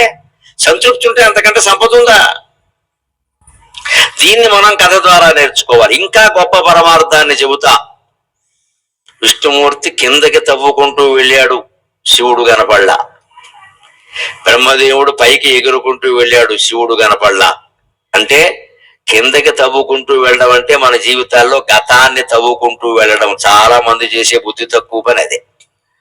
ప్రతిరోజు పొద్దున కూర్చుని మనం చేసే పని ఏమిటంటే కాఫీ తాగినా, టీ తాగినా, తాకపోయినా కూడా అప్పుడు అలా జరిగింది, ఇప్పుడు ఇలా జరిగింది, వాడు అలా అన్నాడు, వీడు ఇలా, ఈ జరిగి 10 ఏళ్ళు అయింది, ఏం చేస్తావు ఇప్పుడు? దాన్ని ఏమైనా వెనక్కి చూడగలవా? ఎందుకు వచ్చిన గొడవ? నీకు ఊరికి రక్తపోటు పెరగడం తప్ప. వాళ్ళంటే నేను ఊరుకుంటాను అన్నది ఎప్పుడు 10 ఏళ్ల క్రితం. అప్పుడు ఏమైనా జవాబు చెబితే చెప్పు, లేదు ఊరుకో. మళ్ళీ ఎదురైతే మళ్ళీ చెప్పు, ఊరుకో. అబ్బే ఊరుకోరండి, ఏం చెప్పరు జవాబు, పిసుక్కుంటూ ఉంటారు. పిసుక్కోవడం వల్ల ఏమవుతుంది, ఇక్కడ పెద్ద డాక్టర్లు వచ్చి ఇక్కడ ఒకటి పెట్టి బీపీ 370 అంటాడు. ఇక్కడ నువ్వు పిసుక్కోకుండా ఉంటే ఆ గొడవ లేదు. మనకి పెద్ద వ్యాధులన్నీ ఎందుకు వస్తాయి అంటే చర్చ చేస్తాం, మనం చర్య తీసుకోం. We always discuss but don't take any action. Action దగ్గరికి వచ్చేసరికి భయం. మనకెందుకులే ఊరుకో, మరి మాట్లాడకుండా ఊరుకోవచ్చు కదా. మనకెందుకులే ఊరుకో అన్నవాడు మాట్లాడకుండా కూడా ఊరుకోవచ్చు కదా. మాట్లాడకుండా ఊరుకోడు, శాపనార్థాలు పెడుతూ ఉంటాడు. ఇక దేనికి కొట్టగలిగితే దెబ్బ కొట్టు లేక మానే పరమేశ్వరుడికి అప్పగించి వాడేలా కొడతాడు. అంతేకాని దాని గురించి చర్చలు అది చేయడం ఉందే, మన అవసరంగా మనకి రక్తపోటు పెరుగుతుంది దానివల్ల లేదు. అదే ఇక్కడ శివరాత్రికి సారాంశం చూడండి. కిందకి తవ్వుకుంటూ వెళ్ళాడు విష్ణుమూర్తి, ఏం తెలియలా అంటే గతాన్ని తవ్వుకుంటూ వెళ్ళినంత కాలం నీకు జీవితం అర్థం కాదు. బ్రహ్మదేవుడు పైకి ఎగురుకుంటూ వెళ్ళాడు. పైకి ఎగరడం అంటే ఊహలో నాకు ఉద్యోగం రాగానే 2 లక్షల ప్యాకేజీ రాగానే చక్కగా పెళ్లి చేసుకోగానే చక్కగా 2 పిల్లలు పుట్టగానే చక్కగా ఉండదు నాయన. 3 మంది పెళ్లిళ్ళే ఉన్నాం ఇక్కడ. మమ్మల్ని అడుగు, ఎక్స్పీరియన్స్ అని చెబుతాం ఇక్కడ. ముద్దు దగ్గర మైకెడితే 30 ఏళ్ళకి వచ్చి చెబుతాం ఇక్కడ. ఆ పెళ్లి చేసుకోబోయే ముందు పెళ్లి 30 ఏళ్ళ అయిన వాడిని ఇంటర్వ్యూ చేయాలి. ప్రముఖులను చేయకూడదు, అతి సామాన్యుని చేయాలి. అతి సామాన్యుని చేయాలి. వాడు పడే కష్టాలు అవన్నీ చెప్తే ఈ జీవితం కాదు, వచ్చే జన్మ కూడా చేసుకోడు వీడు. ఆడ మగ ఎవరైనా సరే వెంటనే శివాలయంలో కూర్చుంటారు ఇక్కడ. ఎందుకని అనుభవాలు ఇవన్నీ. జీవితాన్ని మించిన గ్రంథం ఉండదండి, అంతరాత్మను మించిన గురువు ఉండడు, శరీరాన్ని మించిన క్షేత్రం లేదు, మనస్సును మించిన తీర్థం లేదు. నీ శరీరమే గొప్ప క్షేత్రం, నీ మనస్సే గొప్ప తీర్థం, నీ జీవితమే నీ గొప్ప గ్రంథం, నీ అంతఃకరణ నీకు గురువు, ఎవరక్కర్లేదు. ఇంకా మన జీవితాల్లో జరిగిన ఘట్టాలను 50 ఏళ్ళ వయస్సు ఉన్నవాళ్ళు ఆడైనా మగైనా జీవితంలో ఏం జరిగాయి, ఎక్కడ ఓడిపోయాం, ఎక్కడ గెలిచాం, ఏమైంది అని ఒకసారి ఊరికే బేరీజు వేసుకోవడం, గతాన్ని తవ్వుకుని బాధపడడం కాదు. ఇక్కడ తప్పు ఒప్పు రెండింటి నుంచి పాఠం తీర్చుకుంటాం కదా, నేర్చుకుంటే అంతకంటే గురువు గ్రంథం ఎక్కడుందండి. ప్రతి సంఘటనలో మన అంతరాత్మ మనల్ని హెచ్చరించాం, ఇది తప్పు, ఇది చెయ్యి, ఇది ఒప్పు, ఇది చెయ్యి చెబుతుందా లేదా, మనం విన్నావా? ఈ తప్పు అని లోపల చెబుతున్నా సార్ అలా అంటూనే ఉంటారు. అందరూ చెప్తున్నారుగా, చేయకపోతే డబ్బులు ఎలా వస్తాయి, చేసేస్తారు. అక్కడ డబ్బులు వస్తాయి, దాంతో పాటు జబ్బులు వస్తాయి. అగమనం ఇదే. బ్రహ్మదేవుడు పైకి ఎగురుకుంటూ వెళ్ళడం అంటే ఊహలు చేయడం, భవిష్యత్తు గురించి ఊహలు చేస్తూ ఉంటాం మనం. తర్వాత ఎంతో బాగుంటుంది, తర్వాత ఎంతో బాగుంటుంది అని. పిల్లాడిని హాస్టల్లో వారేస్తాం, వాడు ఎప్పుడో సెలవులకు వస్తాడు. నేను ఉండనమ్మా 4ంటికి లేపుతున్నారు, రాత్రి 11 వరకు చదివిస్తున్నారంటే నీకోసమేరా తర్వాత జీవితం చాలా ఎప్పుడు బాగుండదమ్మా ఇలా ఉంటే. ఎప్పుడు వాడు ఇలాగే ఎడుతూ ఉంటాడు, ఎప్పుడు బాగుండదు. వాడు అన్ని పిలిపించలేదంతా నీకోసమే చచ్చిపోతున్నాడు వాడు రాకాశలాగా, నీకోసం వాడు సిగ్గు లేకపోతే సరే. నేను ఇంటి దగ్గర ఉంటాను చదువుకుంటానంటే మనకు నచ్చదు, మనకి బాధ్యత ఉండాలి కదా, బాధ్యత ఉండకూడదు. శుభ్రంగా ఆడవాళ్ళ కాలక్షేపాలు ఆడవాళ్ళకి, మగాళ్ళ కాలక్షేపాలు మగాళ్ళకి. పిల్లల్ని హాస్టల్లో మారేశారు. అందుకే వాళ్ళు తెలివైన వాళ్ళు, వాళ్ళకి 40 ఏళ్ళు రాగానే మన ఓల్డేజ్ హోమ్ లో మారేశారు. నమశివాయ సరిపోయింది. బాకీ 4 ఏళ్ల వయస్సున్న కుర్రాడు తల్లికి నచ్చడు, తండ్రికి నచ్చడు. అందుకని వాడికి 40 ఏళ్ళు రాగానే పెడతారు, వాడికి నచ్చడు. తీసేయి మారాయి. నువ్వు ఏసీ హాస్టల్లో పెట్టేవాడు ఏసీ ఓల్డేజ్ హోమ్ చూస్తాను నీకు. ఇక్కడ ఎందుకు వస్తుందండి సమాజంలో ఈ దారుణమైంది? వృద్ధాశ్రమాలు పెట్టేవాళ్ళని, అనాథాశ్రమాలు పెట్టేవాళ్ళని మనం నమస్కారం పెట్టాల్సిందే, వాళ్ళు సేవ చేస్తున్నారు. కానీ మన పరిస్థితి మనం ఎందుకు చేరుస్తున్నాం అసలు? అక్కడ అంత పరిస్థితి ఎందుకు వచ్చింది? పిల్లలు ఎందుకు అనాథలు అవుతున్నారు? కానీ వాళ్ళకి తెలియదా, బాధ్యత లేదా, వదిలేసి వెళ్ళిపోతారా? అలాగే వృద్ధులు ఎందుకు ఆశ్రమంలో ఎవరు వృద్ధులు ఉండాలి? కొడుకులు ఎవరు లేని వాళ్ళు ఎవరైనా ఉంటే ఉండవు. కొడుకులు ఉండి డేట్లు పెట్టుకొని పంచుకుంటారా? 3 నెలలు వీడు, 3 నెలలు వాడు. ఆ తల్లి కూడా వీడిని 3 నెలలు కని 3 నెలల తర్వాత అవతల మారేసి ఉంటే బాగుంటుంది. ఇంకో తల్లిని కనమని 9 నెలలు ఆవిడే పెట్టుకుంది పాప. యొక్క 3 నెలలు ఈవిడ దగ్గర పెట్టుకుని ఇంకో 3 నెలలు ఇంకో అద్దె గర్భంలో, ఇంకో 3 నెలలు ఇంకొక అద్దె గర్భంలో పెట్టండి. ఏదో పుట్టేవాడో పోయేవాడో తెలుసుండేది. అనవసరంగా పోసేది 10 నెలలు ఆవిడ. ఆ తండ్రి అలాగే వీడిని పోషించకుండా ఏడాదికి ఎవరికో పెంపకానికి ఇచ్చేసి ఇంకో ఏడాది ఇంకోటికి ఇచ్చేసి వీడు బతుకు ఏమయ్యేది? వీడికి 25 ఏళ్ళు వచ్చే వరకు తండ్రి పోషించాడా లేదా? తల్లి చూసిందా లేదా? మరి తర్వాత తల్లిదండ్రులు వాటాలు ఎలా వేసుకుంటారండి? నీ దగ్గర 3 నెలలు, నా దగ్గర 3 నెలలు అని వాటాలు వేసుకోవాలమ్మా. ఎటువంటి వాటాలు, ఎటువంటి పోటీలు ఉండాలో తెలుసా? అమ్మ నా దగ్గరే ఉంటుందిరా, నాన్నగారు నా దగ్గరే ఉంటారు. అన్నయ్య నేను చిన్నవాడిని కదా, నాకు అవకాశం ఇయ్యని తమ్ముడు అడగాలమ్మా. అది పోటీ, అది వాటా. అది పోటీ, అది వాటా. అది పోటీ, అది వాటా. అంతేగాని నేను ఎంతసేపు నా దగ్గరేనా, నువ్వు చూడవా, ఈ మాట ఎవడి నోట రాకూడదు. ఇక్కడ వాడు చూడడం లేదు అంటే మన అదృష్టం, మనకే చూసే అవకాశం ఉంది. ఇక్కడ ఆ తల్లిదండ్రులు మననే ఆశీర్వదిస్తారు చాలు. తల్లిదండ్రుల ప్రేమ పూర్తిగా మనకి దక్కింది. అవి దక్కితేనే కదా నిలబడేది. అందుకని ఈ సారాంశం ఎప్పుడు జీవితం మనకు అర్థం కావాలంటే వర్తమానాన్ని చూడాలి, ఎదురుగా ఉన్నదాన్ని చూడాలి. ఇప్పుడు ఈ ప్రసంగం మీకు అర్థం కావాలంటే దీని మీదే మీ దృష్టి ఉండాలి, దీని మీదే నా దృష్టి ఉండాలి. నేను వేరే ఆలోచించాను అనుకో, పద్యాలు శ్లోకాలు మాటలు అన్ని మారిపోతాయి, గుర్తురావు. మీరు వేరే ఎక్కడో దృష్టి పెట్టుకుని ఉన్నారనుకో, ఈ విని ఉపయోగం సగం మానేసి ఇందాక ఏదో అందరూ నవ్వుతుంటే ఇందాక ఏదో చెప్పారు అంటారు, అప్పటికి అయిపోయింది. అది పూర్తి దృష్టి వర్తమానం మీద ఉన్నప్పుడే ఏ సమస్య అయినా పరిష్కారం అవుతుంది. నువ్వు కిందకి చూసినా, గతాన్ని తవ్వుకున్నా పరిష్కారం కాదు, భవిష్యత్తును ఊహించినా పరిష్కారం కాదు. ఆ గతం వర్తమానం రెండు, గతం భవిష్యత్తు రెండు వదిలేసి వర్తమానం, ఇప్పుడు ఈ సమస్య ఏర్పడింది, ఈ సమస్యకి మూల కారణం ఎవరో వాడితోనే మాట్లాడాలి నేరుగా. అసలు వాడితో తప్ప అందరితోనూ మనం మాట్లాడతాం. 100 ఫోన్లు చేస్తాం, పత్రికలు చదువుతాం, కౌన్సిలింగ్ అంటాం, ఏదో అంటాం. అసలు సమస్యకు మూల కారణం కూడా వాడిని పిలవడానికి ధైర్యం లేదు ఇక్కడ. వాడు మాట వినడండి, వినకపోతే ఏం చేయాలో కూడా ధర్మశాస్త్రం ఉంది ఇక్కడ. అందుకు నువ్వు సిద్ధంగా ఉన్నావా? ఉంటాడు తిరుపతి దేవుడికి మొక్కుతాడు, మా అబ్బాయి బుద్ధి మార్చమని. ఆయన ఏమంటాడు, మా అబ్బాయి కూడా కొంచెం అలాగే ఉన్నాడా అంటాడు. ఇక తిరుపతి దేవుడు కొడుకు ఎవరు? మన్మథుడు. వాడు అంతకన్నా దరిద్రంగా ఉన్నాడు. మొత్తం ఈ రకరకాల కామవాంఛలు ప్రేరేపించడానికి, అన్ని అక్రమ సంబంధాలు ఏర్పడడానికి కారణం మన్మధుడే. వాడు విష్ణుమూర్తి కొడుకు. విష్ణుమూర్తి కూడా మన్మధుడి బుద్ధిని మార్చలేకపోయాడు. నువ్వేం మారుతావు అక్కడ పిల్లల్ని? అంటే మన అబ్బాయి బుద్ధి మార్చడం దేవుడికి పని ఏమిటండి? ఆయన ఏమంటాడు, వదిలేరా అంటాడు. ఆయన చెప్పవలసింది ఏదో చెప్పాలి, లేకపోతే అలాంటి వాడితో ఎలా ఉండాలో నిర్ణయించుకోవాలి. కానీ ఎప్పుడు ఇంకా షంటింగ్ వాళ్ళు పడితే మొత్తం వ్యతిరేకం అయిపోతారు ఇక్కడ. అంటే గతం వదిలేయి, భవిష్యత్తు వదిలేయి, వర్తమానం మీద దృష్టి పెట్టు. ఆ క్షణంలో ఏ చర్య తీసుకోవాలో అది తీసుకో, టక్కుమని తగ్గొట్టినట్టే సమస్యలు చాలా భాగం దూది పింజల్లో ఎగిరిపోతాయండి. అదే శివరాత్రి సారాంశం. విష్ణుమూర్తికి బ్రహ్మదేవుడు కూడా శివుడు ఎందుకు అర్థం కాలేదు అంటే, ఎదురుగా అరుణాచల అగ్ని స్వరూపంలో ఉన్న శివుడికి నమస్కారం చేసుకోవడం మానేసి కిందకొకడు తవ్వుకుంటూ వెళ్ళాడు, పైకొకడు ఎగురుకుంటూ వెళ్ళాడు. అంటే అర్థం, మన జీవితంలో ఎదురుగా ఉన్న విషయం గురించి ఆలోచించడం మానేసి కింద గతాన్ని తవ్వుకుంటున్నాం, లేదా భవిష్యత్తును చూసి భయపడుతున్నాం. అప్పుడు జీవితం ఎప్పుడూ మనకు అర్థం కాదు. ఇది శివరాత్రి అంతరార్థం. ఈ అంతరార్థాన్ని మంచి కథతో మిళితం చేసి శివరాత్రి మహాత్మ్యం అనేటువంటి కావ్యంలో శ్రీనాథ మహాకవి చెప్పాడు. ఆ మహాకవికి నమస్కారం చేసి మనం ఆ కథలోకి వెడదాం. శ్రీనాథుడు గొప్ప మహాకవి, కవి సార్వభౌముడు అని పేరు. ఆయనకి కనకాభిషేకం చేశారు. కనకాభిషేకం అంటే తెలుసుకోవాలి, బంగారపు నాణ్యాలతో అభిషేకం చేశారు. ఎన్ని నాణ్యాలు?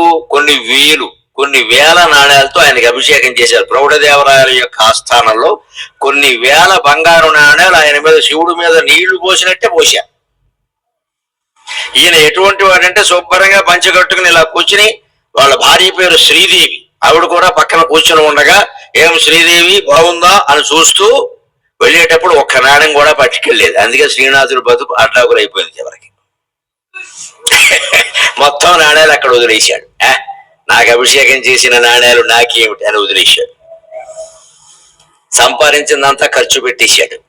ఏదో కావ్యం రాస్తే వీరభద్రారెడ్డి గారని ఒక రాజు పరిపాలకుడు 10,000 ఇచ్చాడు ఆ రోజుల్లో. 15వ శతాబ్దంలో 10,000 అంటే మీరు చూడండి, 15వ శతాబ్దంలో 10,000 100 ఎకరాలు కొనొచ్చు అప్పుడు. ఈ 10,000 ఈ మహానుభావుడు సరదాకి కాకినాడలోనూ సామరకోటలో ఖర్చు పెట్టాడు. ఎందుకు ఖర్చు పెట్టాడు చెబితే బాగుండదులే, అలా ఖర్చు పెట్టాడు. చాలా సరదాలు ఉన్నాయి మన వాడికి. ఖర్చు పెట్టి మానేశాడు. అయిపోయింది. వృద్ధాప్యం వచ్చింది, డబ్బులు లేవు. ఇదివరకు పోషించిన రోజులు ఇప్పుడు లేరు. వాళ్ళ అబ్బాయిలు వచ్చారు వారసులు, వాళ్ళ కవిత్వం అంటే ఇష్టం ఉండదు.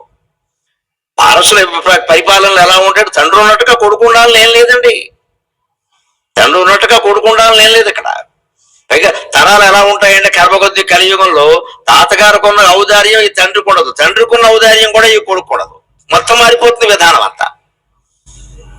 మళ్ళీ వారసులే నిజానికి. అదే శ్రీనాథుడి పరిస్థితి. రూపాయి లేదు, కవిత్వానికి ఆధారం లేదు. దాని కారణంగా ఆయన చివరిలో పేదరికం అనుభవించాల్సి వచ్చింది. వ్యవసాయం చేద్దాం అనుకున్నాడు. కవిత్వం చెప్పుకునే పండితులు వ్యవసాయం చేస్తే ఏముంటుందండి, ఏమన్నా తెలిసి కదా. అక్కడ కూడా కూర్చొని పద్యాలు పాడడం మొదలెట్టాడు. శుభ్రంగా ఎవరు నొక్కేసేది వాళ్ళు నొక్కేసాడు ధాన్యం. ఎవరు నొక్కేసేది వాళ్ళు నొక్కేసారు. వ్యవసాయం చేయాలంటే చాలా అనవేక్షత కృషి అంటారు. సరిగ్గా చూసుకోకపోతే వ్యవసాయం పాడైపోతే ఇప్పుడు వ్యవసాయం ఎలా ఉంటుందంటే పొద్దున సాయంత్రం కూడా పొలం వెళ్ళాలి, ఇంట్లో కూర్చుంటే కుదరదు అక్కడ. ఎందుకంటే ఏ చీడ పురుగు పట్టిందో ఏమైందో ఏమందో అయ్యాలో చూసుకోవాలి. ఆ వ్యవసాయం కూడా ఆయన ఆశ కొద్దీ ఆయన కుటుంబానికి సరిపడా 7 ఎకరాలు 8 ఎకరాలు వ్యవసాయం చేసుకుంటే కొంత మిగిలేదు. 70 ఎకరాలు చేశాడు, భారీ పరిశ్రమ. అప్పుడు బాగా అయ్యి అప్పట్లో రైతు బంధు పథకాలు లేవు, మొత్తం ఒకటే బంధు రా బందే. అందుకే వ్యవసాయం పాడైపోయింది. ఆ 70 ఎకరాలు పన్ను అయితే కట్టాలి. ఇప్పుడు ఈ పన్ను మీద హాయింపులు, అప్పుడు అవేం లేదు, శుభ్రంగా పన్ను పీకేస్తారు పన్ను కట్టకపోతే. 70 ఎకరాలకు పన్ను కట్టాల్సి వచ్చింది. 700 బంగారు నాణ్యాలు కట్టమన్నారు, ఈయన 7 నాణ్యాలు లేవు ఈయన దగ్గర. అటువంటి మహాకవిని ఎర్రటి ఎండలో, మేడల వైశాఖ మాసం ఎండలో ఇసుక మీద నడిపించి కొరడాలతో కొట్టారండి ఆనాటి పాలకులు. కొరడాలతో కొట్టారు అటువంటి మహాకవిని. ఎప్పుడు అందరం గ్రహించాలి, రూపాయలు సంపాదించినప్పుడే 4 రూపాయలు జాగ్రత్త చేసుకోవాలి. ఎప్పుడు సంపాదన ఇలాగే ఉంటుంది, ఎప్పుడు ఓపిక ఇలాగే ఉంటుంది అనుకోకూడదు. ముఖ్యంగా సాఫ్ట్వేర్ ఉద్యోగస్తులు కాస్త నెలకి 1,00,000 2 లక్షల జీతం వచ్చేటప్పుడే ఖచ్చితంగా అందులో 4వ వంతు దాచేయాలి. ఈఎంఐలు కట్టంగా దాచడం అంటే ఏమీ కొనకుండా దాచడం, గుర్తుపెట్టుకోండి. ఇవాళ పెద్ద జబ్బు ఏంటంటే వీడికి 1,00,000 రూపాయలు ఉంటుంది, 70,000 80,000 ఈఎంఐలు ఉంటాయి. నీకేం మిగిలింది? ఇక్కడ 20,000 మిగిలింది. నీకంటే ఆటో వాడిని అయ్యం. దాచడం అంటే ఈఎంఐలు కాదండి, డబ్బులే దాచాలి. ఆ డబ్బులు ఇల్లు కొనడానికి 1 కోటి రూపాయలు అవసరం, నీ దగ్గర 75 లక్షలు పోగయ్యాక అప్పుడు మిగిలిన 25 లక్షలు ఈఎంఐ పెట్టి కొనుక్కో, పర్వాలేదు. అబ్బాయి ఈవేళ 25 లక్షలు కూడా కదా, 25,000 ఉంటే 1 కోటి రూపాయలు ఇల్లు కొంటాడు. ఈయన ఎక్కడి నుంచి కడతాడో తెలియదు. ఇదే శ్రీనాథుడి ప్రస్తావన నేను పనిగట్టుకుని తీసుకొచ్చి చెబుతున్నా. నా పిల్లల లాంటి వాళ్ళు, యువతరం, దయచేసి ఊరికే దుబారా ఖర్చులకు పోకండి. ఈఎంఐ ఉంది అంటే జీవితం నాశనం అయిపోయినట్టే. అసలు అప్పు పెట్టి కొనడం, అప్పు చేసి కొనడం అనే మాటే ఉండకూడదు. డబ్బులుంటే కొనడం, లేదంతే. కనీసం 75%, 30 నీ దగ్గర ఉంటే 1/2 తీసుకుంటే పర్వాలేదు. 1/2 పెట్టుకుని 30 అప్పు చేస్తావేటే బృందాసనం. ఇది మనం జాగ్రత్తగా ఆలోచించాలి. అందుకే శ్రీనాథుడు దెబ్బతున్నాడు. కానీ అప్పటికి ఇప్పటికీ ఆయన రచనలు మిగిలిపోయాయి. అందులో శివరాత్రి మహాత్మ్యం అనేటువంటి కావ్యం ఒకటి. దాంట్లో కథానాయకుడు సుకుమారుడు. మామూలుగానే పూర్వకాలం చాలా పురాణాల్లో ఉన్నట్లే ఆయన మంచి సంప్రదాయ కుటుంబంలో పుట్టాడు. ఏవో చదువుకున్నాడు, కానీ చదువు ఎక్కడే సరిగ్గా వ్యసనాలు ఉన్నవాడికి చదువు ఎక్కువ. దుస్సాంగత్యం కారణంగా సుకుమారుడు చెడిపోయాడు. అనేక రకాల తప్పుడు పనులు చేశాడు. ఇవన్నీ ఇంకా శివరాత్రి చెప్పుకుంటే పాపం కూడా. తప్పుడు పనులు అనగానే మీకు అర్థమవుతుంది. పైగా ఎప్పుడు మనిషిని చెడగొట్టేవి 4 ఉంటాయట. యౌవనం ధన సంప్రాప్తి, ప్రభుత్వం అవివేకత, ఏకైకమప్యనర్థాయ కిము యత్ర చతుష్టయం అంటారు. ఈ పిల్లలు ఉన్న వాళ్ళందరూ, ముఖ్యంగా ఎదుగుతున్న పిల్లలు, ఆడపిల్లలు మగపిల్లల తేడా లేదు. ఇవాళ చెడిపోవడానికి ఎవరైనా ఒకటే గుర్తుపెట్టుకోవాలి. మనిషిని చెడగొట్టేవి 4. 1 యవ్వనం, 2 బాగా డబ్బు ఉండడం, జమీందారుల అబ్బాయి అయి ఉండడం. బాగా అందుబాటులోకి ఉంటుంది డబ్బు. తల్లిని అడిగితే తల్లి, తండ్రిని అడిగితే తల్లి. ఇదివరకు మామూలుగా ఏదో డబ్బాలోంచో, పప్పుల డబ్బాలోంచో తీసి ఇచ్చేవారు. ఏం లేదు, ఇప్పుడు క్రెడిట్ కార్డు ఇచ్చేశారు అంతే. దానికి 2 లక్షలు పెట్టేది, నువ్వు గీక్కో, వీడు మొత్తం గీకేస్తాడు కుటుంబాన్ని. పైగా మా అబ్బాయిలకి ఏ లోటు లేకుండా, అదే తప్పమ్మా, లోటు ఉండాలి ఎప్పుడు కూడా. లోటు లేకుండా చూసుకున్నా ఉండడం తప్పు. చదువుకుందుకు దీపం పెట్టు, చదువుకునేందుకు పుస్తకం ఇయ్యి, రాసుకుందుకు పెన్ ఇయ్యి, అది లోటు లేకుండా అంతే. అందుకని ఏసీ రూమ్ లోటు లేకుండా కాదు, ఏసీ రూములో పెట్టి చదవమంటే చదవడం, పడుకుంటాడు అక్కడ చల్లగా ఉందని. ఎప్పుడు కష్టపడితేనే విద్య వస్తుంది. వాళ్ళ పిల్లలు కష్టాలు పడకూడదు, కానీ కష్టపడాలి. తేడా గమనించండి. పిల్లలు కష్టపడాలి, కష్టాలు పడకూడదు, అది వేరే విషయం. కష్టపడడం వేరు, కష్టాలు పడడం వేరు. పిల్లలు కష్టాలు పడకూడదని మనం కోరుకోవచ్చు అండి, తప్పు లేదండి. మా పడిన కష్టాలు మా పిల్లల బతులు బాగానే ఉంది, కానీ కష్టపడకూడదంటే బద్ధకస్తులు అయిపోతారు ఇక్కడ. ఆ బద్ధకం అనేది అన్ని వ్యసనాలని మించిన జబ్బు. ఆలస్యమికి మనుష్యానాము శరీరస్థో మహాన్ రిపుహం అంటాడు. ఆలస్యం అంటే బద్ధకం. ఈ బద్ధకం అనేది ఉందే, ఇది మత్తు మందులను మించి, మద్య పదార్థాలను మించి, పేకాటను మించి, అనేక రకాల యథవ సంబంధాలను మించిన మత్తు ఏదంటే బద్ధకం. సోమరపోతు కంటే హంతకుడు నయమంటారు శాస్త్రవేత్తలు. ఎందుకంటే హంతకుడికి ఒక పని ఉంటుంది. వాడు పెద్ద రెక్కి చేస్తాడు, వాడి ఇంటికి వెళ్తాడు, ఎలా పొడి చేయాలో చూస్తాడు, కత్తికి బాగా పొదులెట్టుకుంటాడు, చాలా అడావుడు చేస్తాడు. దీనికోసం పైగా 3 నెలలు అభ్యాసం చేస్తాడు. ఇక్కడ హంతకుడికి వాడు పని, సోమరపోతుకి ఏమి పని లేదు, తినేసి పడుకుంటాడు, మళ్ళీ తినే వరకు పడుకుంటాడు. అందుకని తత్వశాస్త్రవేత్తలు అంటారు సోమరపోతు కంటే హంతకుడు నయమంటారు. వీడికి ఒక పనైనా ఉంది కనీసం, వీడు ఎప్పుడైనా మారితే హంతకుడు భక్తుడు కూడా అవ్వచ్చు. సోమరిపోతు ఏమీ గాడు, ఎప్పుడు సోమరిపోతుగానే ఉంటాడు. ఎప్పుడు సోమరిపోతుగానే ఉంటాడు. అంచేత పిల్లల్ని ఎప్పుడు సోమరిపోతుతనానికి లోను కానివ్వకూడదు. బాగా జాగ్రత్త కోసం చెబుతున్న ఆడపిల్ల గాని మగపిల్లాడు గాని చదువు అయింది అంటే ఉద్యోగమైనా చేర్పించేయాలి, పెళ్ళైనా చేసేయాలి. అందుకని ఇంట్లో ఖాళీగా కూర్చొని టీవీలు చూసి లేకపోతే ఫోన్లు చూశారంటే సర్వమంగళ నామా సీత అయిపోయినట్టే లెక్క. ఖాళీగా ఉన్నారంటే ideal man's mind is devil's workshop అంటారు. దెయ్యాలు దూరతాయి అందులో. ఇక్కడ వాడు ఏదో చదువుకోవాలి, లేదా ఉద్యోగం చేసి ఎంత చిన్న ఉద్యోగం నెలకు 5,000 దాన్ని చేసేయి. సిద్దిపేటలో కొట్లు పెట్టేయాలి గుమస్తా కింద, అంతే తీసేయి. మెడికల్ షాప్ లో పెట్టి మందులు తీసేయమని చెప్పు. జమీందారు కొడుకైనా సరే ఇంట్లో పెట్టుకోకూడదు. పని అలవాటు అవుతుంది. 5,000 10,000 ఏం తక్కువ జీతమా? వాడు బతుక చాలు, వాడు పాకెట్ మనీ వెళ్ళినా చాలు. అక్కడ పని ఉంది చేతిలో. తర్వాత వాడే అటువంటి మెడికల్ షాప్ పెట్టి పెద్దవాడు అవసరం ఎవరికి తెలుసండి. ధన సంప్రాప్తికి చెడిపోవడానికి కారణాలు, సుఖబాలు చెడిపోయింది. అక్కడ డబ్బు బాగా ఇచ్చేసారు అతనికి. ఇంట్లో ఉండే బంగారు వస్తువులన్నీ పట్టుకెళ్ళి తాకట్టు పెట్టేశాడు. బంగారం అయిపోయింది, ఇతర వస్తువులు కూడా పెట్టేశాడు. ఏదైతే పంచలోహాలు ఒకటే, ఎంత వస్తే అంత. ఇలాగే చెడిపోయారు. యవ్వనం ధన సంప్రాప్తి, ధనం అందుబాటులోకి వచ్చింది. ప్రభుత్వం అతనికి అధికారం ఉంది అంటే తను ఏదనుకుంటే అది అయిపోతుంది. ఇంట్లో ఎవరు అడ్డు చెప్పేవాళ్ళు లేరు. తల్లి గారాభం, తండ్రి ఏమో ఆయన ఎక్కడో రాజుగారి దగ్గర ఉద్యోగం, ఆయన ఉద్యోగాల గొడవలో ఉన్నాడు. ఆయన ఎప్పుడు పొద్దున ఎడతాడు, రాత్రి వస్తాడు. తల్లి ఏమో గారాభం. పైగా తండ్రికి చెబితే కొడతాడో తిడతాడో చెప్పడమే మానేసింది. ఎప్పుడైనా ఆయన అడిగితే కూడా ఇప్పుడే చదువుకుందుకు వెళ్ళాడు, ఇప్పుడే పక్కింటికి వెళ్ళాడు, శివరాత్రి కదా కరిగిపోయేటువంటి ఉపన్యాసం వినడానికి లేదమ్మా బ్యాకాడికి వెళ్ళాడు. ఇదో అబద్ధం. ఇక్కడ ఎప్పుడు పిల్లల గురించి భార్యాభర్తల మధ్యలో అబద్ధాలు రాకూడదు, ఖచ్చితమైన నిజం చెప్పాలి. భర్తకు కూడా పిల్లాడి గురించి నిజం చెప్పలేకపోయాక భార్యకు కూడా నిజం చెప్పలేకపోయి ఎవరికి చెబుతారండి? ఆత్మవంచన ఏం దాచుకుంటారు ఇక్కడ? ఎంతకాలం దాస్తావు ఈ విషయాన్ని? ఇవాళ అంటే భర్త నుంచి కొడతాడేమో అని పిల్లాడిని కాపాడతాడు. రేపు మీ ఒంటి మీద నగరే పట్టుకెళ్ళి తాకట్టెట్టేస్తాడు వాడు. అప్పుడు మొగుడేమంటాడు? అప్పుడే చెప్తే బాగుండేది కదా, ఇప్పుడు నేనేం చేయను. ఇప్పుడు బాగా ముదిరిపోయాడు వాడు, అప్పుడే చెప్తే బాగుండేది కదా. మనకి కథ చెబుతూ ఉంటారు చూడండి. ఒకడికి హత్య చేశాట, ఉరిశిక్ష వేశాట, భయంకరమైన హత్య చేశాడు. దోపిడీ కోసం 3-4 లేపేశాడు. మరి వేరేటి ఉరిశిక్ష వేశారు. అవి వేసేటప్పుడు చివరి కోరిక ఏదైనా ఉందని నీకు అడిగాట. మా అమ్మతో మాట్లాడాలని ఉందన్నట్ట. అదే ఒక కోరికతో సహజం కదా. పాపం తల్లిని పిలిపించాడు. తల్లి కటకటాల దగ్గరికి వచ్చింది ఏడుస్తూ. ఏడురా అబ్బాయి అంటే, నీతో మాట్లాడదామని వచ్చానమ్మా అంటే, ఎందుకురా ఇంకా చచ్చిపోతున్నాను ఆయన, ఏం మాట్లాడతామంటే, చిన్నప్పుడు మన ఇంటికి ఆకుకూరల వాడు వచ్చాడమ్మా. తోటకూర, గోంగూర, పాలకూర, మెంతికూర పట్టుకొచ్చాడు. నేను వాడు బొట్టలోంచి వెనకాల వాడికి తెలియకుండా పావలా తోటకూర కట్ట పట్టుకొచ్చి ఇంట్లో ఇచ్చాను. నువ్వు నన్ను మెచ్చుకున్నావమ్మా. ఆ వేళ మెచ్చుకోకుండా గోమ్మే కొట్టుంటే నాకు ఈ మరణశిక్ష పడేది కాదమ్మా అన్నాడు. ఆ మాట చెప్పి ఇక నువ్వు వెళ్ళు అన్నాడు. అది సామెత. తోటకూర నాడే చెప్పుంటే అంటారు దీన్ని మామూలుగా. పావలా తోటకూరే కావచ్చు, కానీ ఆ వేళ తల్లి వెధవా, వాడు మాత్రం మనిషి కాదా, మోసం, వాడు కూర పట్టుకొస్తావా ఇంటికి, నా కడుపులు చెడబుట్టావు అని అనాలి కదా. పోన్లే నాయన, కష్టకాలం మనకి డబ్బులు కష్టంగా ఉన్నాయి, పెట్టే ఎక్కడ అని పైగా పక్కింటి వాళ్ళకి అదో తెలివి కింద చెప్పింది. మా వాడు భలే పట్టుకొచ్చేసాడు. అందుకని వాడు అవన్నీ గుర్తుపెడతాడు. నెమ్మదిగా తోటకూర ఏమైంది, తోటలు కాజేసే స్థితికి వెళ్ళిపోయేవాడు. తోటలు మేడలు అక్కడికి వెళ్ళిపోయాడు. చివరికి ఆ డబ్బుల కోసం ఒక ఇంట్లో కడితే అక్కడ నలుగురిని చంపేశాడు. నలుగురిని చంపితే ఆగుతారంటే, తోటకూర దొంగతనం అయితే ఊరికే మందరించి పంపేస్తారు. మరి అలా ఊరుకోరు కదా, మరణ శిక్ష వేశారు. అందుకే ఉరిశిక్షకు ముందు పిలిచి నీకేం చివరి కోరిక ఏమిటంటే మా అమ్మతో మాట్లాడాలన్నాడు. అమ్మని పిలిచాక చెప్పండి, నీదే తప్పమ్మా నాది కాదు. ఆవేళ చెప్పుండాల్సింది నాకు. నన్ను మెచ్చుకున్నావు నువ్వు, నేను ఏదో గొప్ప పని అనుకున్నాను నేను. అక్కడి నుంచి ఇంకా పెద్దవాళ్ళు అయిపోయిన తోటలలో పేటల్లోకి వచ్చాయి. నేను ఇంత దుర్మార్గంగా ప్రవర్తించడానికి నీ పెంపకం కారణం అమ్మా.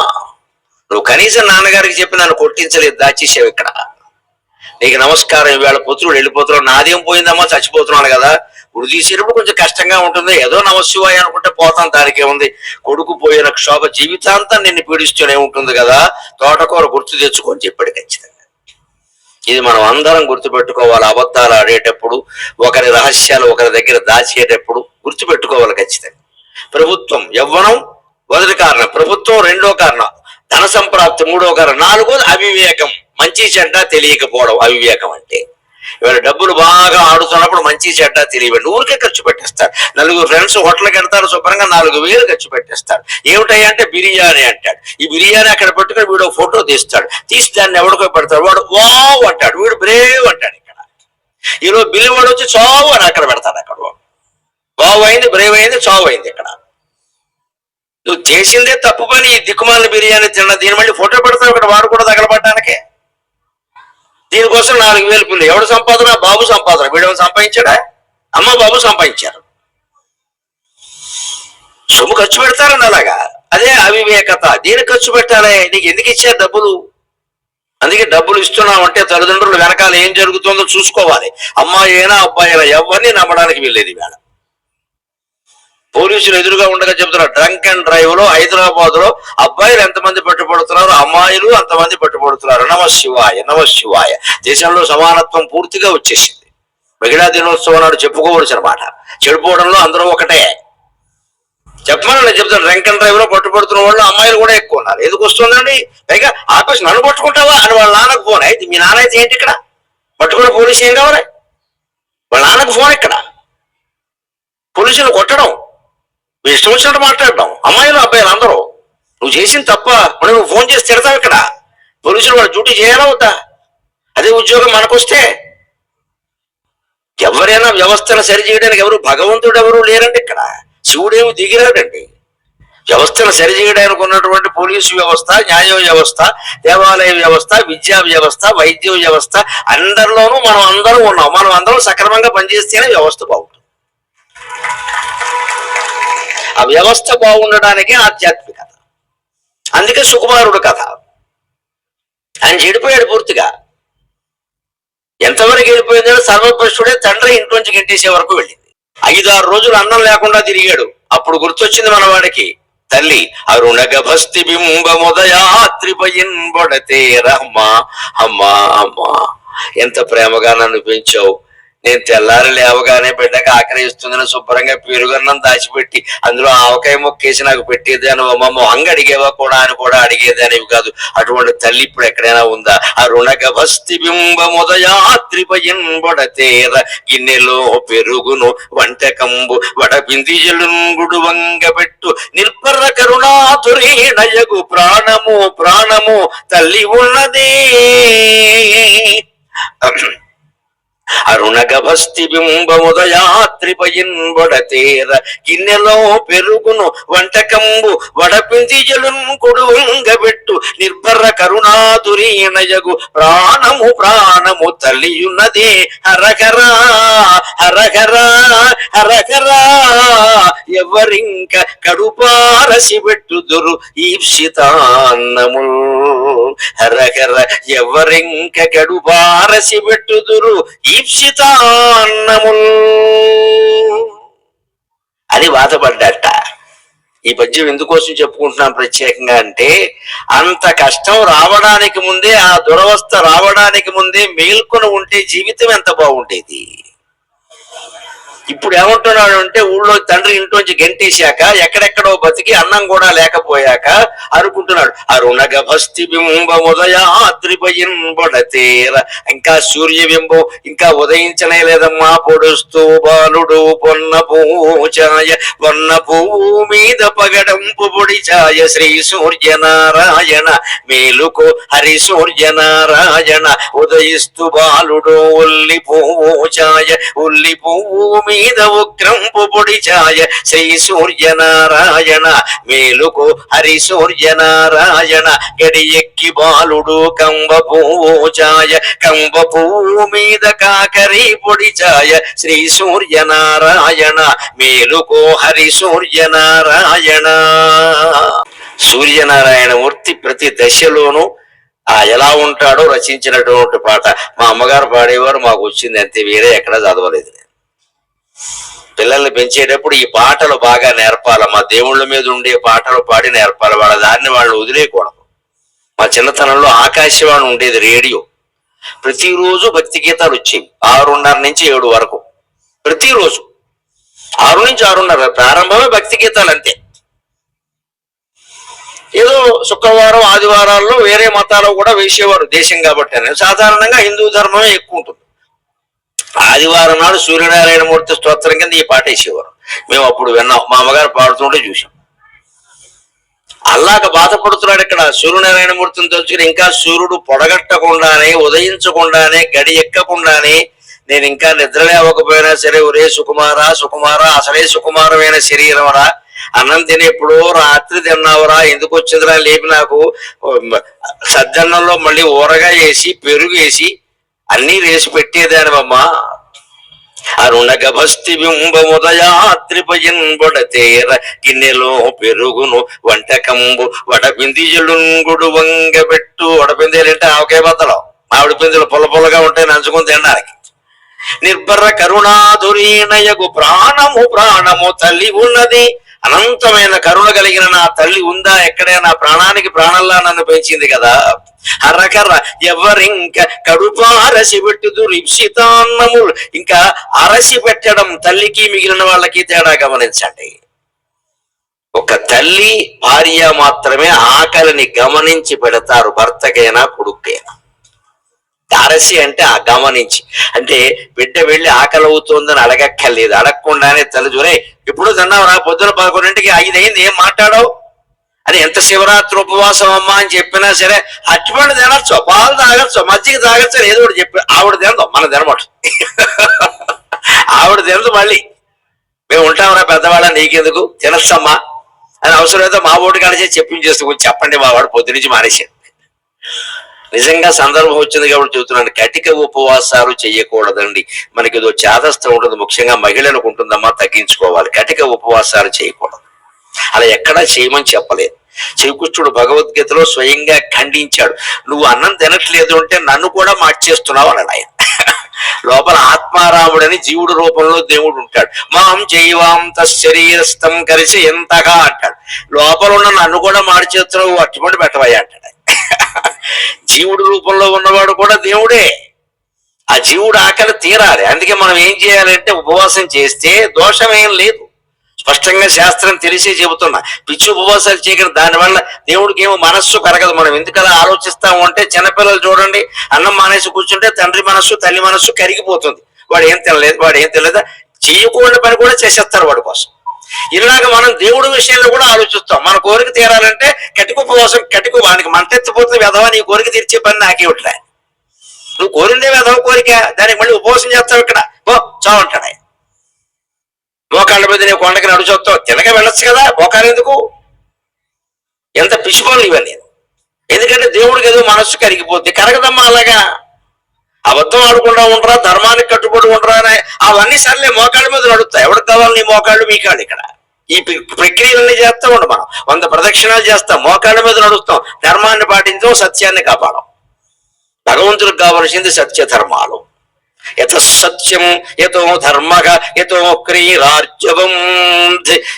క్రీరార్జవం ధృతికి భారతంలో స్పష్టంగా చెబుతాడు. భగవంతుడు ఎక్కడుంటాడో గెలుపు ఎక్కడుంటుందయ్యా అంటే, యత సత్యం యతో ధర్మః యతో క్రీరార్జవం ధృతి తతో భవతి గోవిందః యత కృష్ణస్తతో జయః అంటాడు.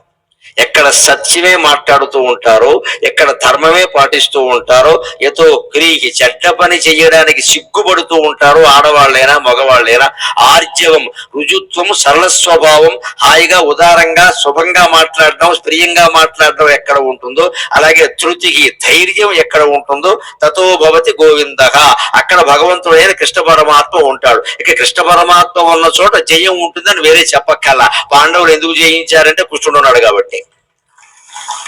లేకపోతే భీష్ముడిని, ద్రోణుడిని, కర్ణుడిని జయించడం వీళ్ళ వల్ల అవుతుందా? అయిందా? ఆయన చెప్పిన ఉపాయాల వల్లే అందరూ పోయారు, లేకపోతే ఒక్కడిని కూడా వీళ్ళు ఏం చేయలేరు. ఇక్కడ ఆ కృష్ణుడు ఎక్కడ ఉంటాడు అంటే, మనం కృష్ణుడికి వెన్నపూస పామేస్తే ఉండడు. ఇక్కడ వెన్నపూస దండకైపోయింది, పైగా విగ్రహం అంతా పాడైంది అంటాడు. ఆయన ఒళ్ళంతా జిడ్డు చేసేవాడు. మరి ఇలా ఆలోచిస్తాం, కృష్ణుడికి వెన్నిష్టం కాదమ్మా, నేను నీలో ఉండే సత్యం ధర్మం ఇష్టం. ఎక్కడ సత్యం ఉందో, ఎక్కడ ధర్మం ఉందో, ఎక్కడ క్రియకి చెడ్డ పని చేయడానికి సిగ్గుపడే విధానం ఉందో, ఎక్కడ ఆర్జవం రుజువుగా సరళంగా హాయిగా వ్యవహరించేటువంటి విధానం ఉందో, అలాగే ధృతికి ధైర్యం ఉందో, అక్కడ భగవంతుడు ఉంటాడు. భగవంతుడు ఉన్న చోట జయం ఉంటుందని వేరే చెప్పక్కల్లా. వ్యాస భారతం ఉద్యోగ పర్వంలో చెబుతారు ఈ విషయం.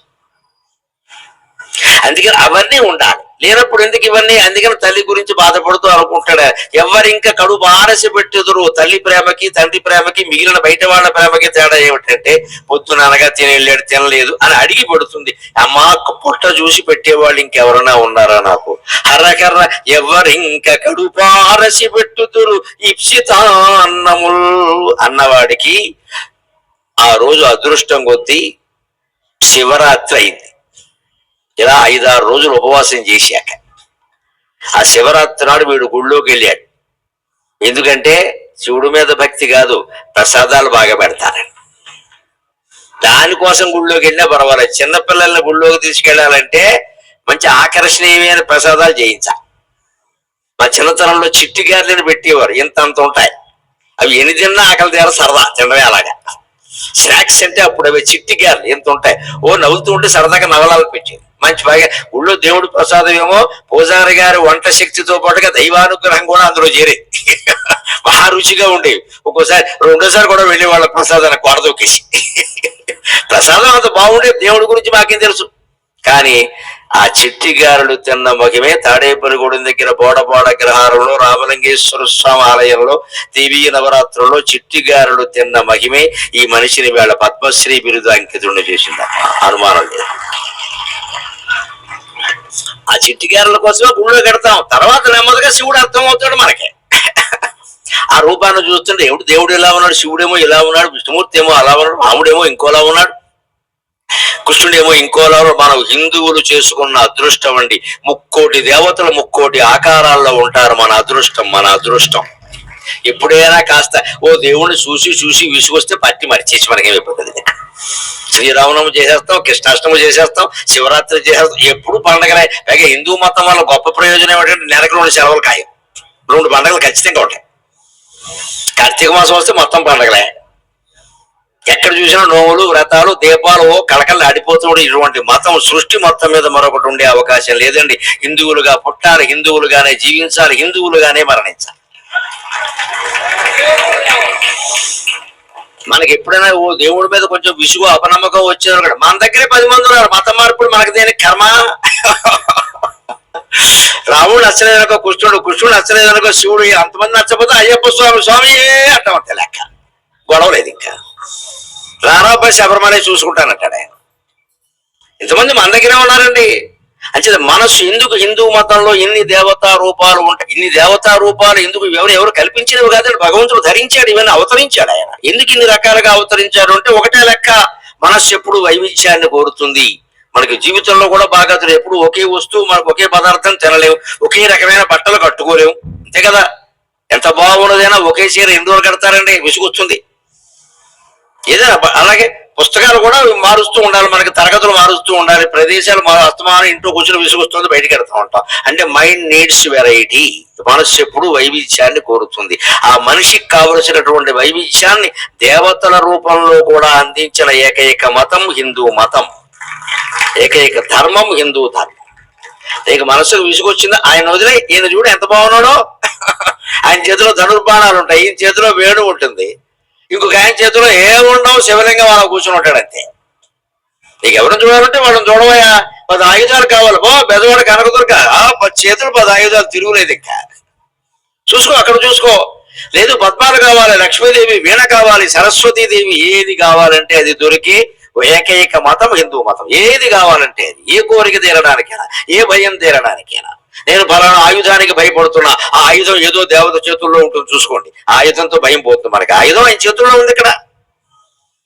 అంత మానసికమైన ప్రశాంతిని ఇవ్వగలిగిన శక్తి ఉందండి హిందూ ధర్మంలో. అందుకే నేను లోపలికి వెళ్ళగానే ప్రసాదాల మీద వ్యామోహంతోనే వెళ్ళాడు. కానీ శివుడి మీద జరుగుతున్నటువంటి, శివుడి నెత్తి మీద ఉన్న పువ్వులు చూశాడు, నిర్మాల్యం చూశాడు. ఇక్కడ ఓం నమ సోమాయ చ రుద్రాయ చ నమ తామ్రాయ చ అరుణాయ చ నమ శంగాయ చ పశుపతయే చ నమ ఉగ్రాయ చ వీరాయ చ నమో అగ్రే వధాయ చ ధూరే వధాయ చ నమ శంభవే చ మయోభవే చ నమ శంకరాయ చ మహేశ్వరాయ చ నమ శివాయ చ శివతరాయ చ అనే రకరకాల పత్రితో పూజ జరుగుతుంటే చూశాడు. మనస్సు పరవశించిపోయిందండి.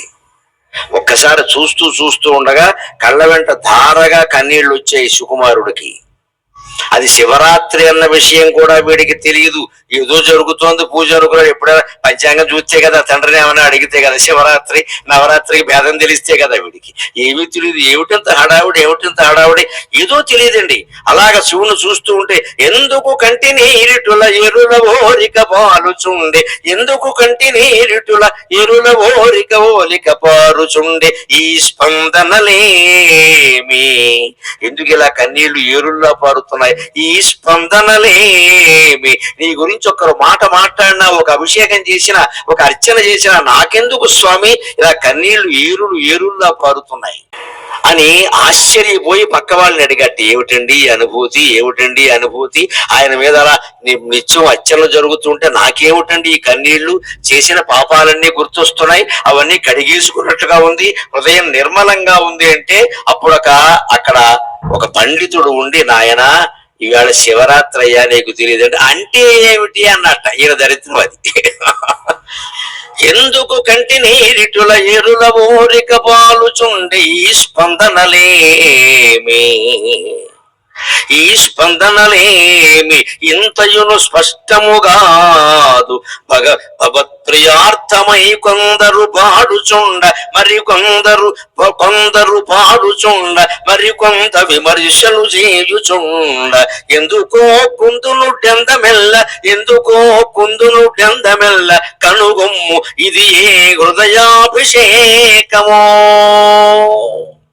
శివుడు శిరస్సు మీద చేసే అభిషేకం కంటే నిజమైన అభిషేకం ఏది అంటే భగవత్ కథ విన్నప్పుడు, భగవంతుణ్ణి చూసినప్పుడు, భగవద్ అర్చనని చూసినప్పుడు మనకు అప్రయత్నంగా రెండు చేతులు పైకి లేస్తాయి, రెండు కళ్ళ నుండి నీళ్లు ధారగా కారుతూ ఉంటాయి. అది భగవంతుడికి చేసి నిజమైన అభిషేకం. అదే ఇక్కడ ఇష్టదేవం అనే కావ్యంలో చెప్పాను నేను. ఎందుకు కంటి నీరుటుల ఏరుల ఓలిక పారుచుండే, ఈ స్పందనలేమి ఇంతయును స్పష్టముగాదు, భగవత్ప్రియార్థమై,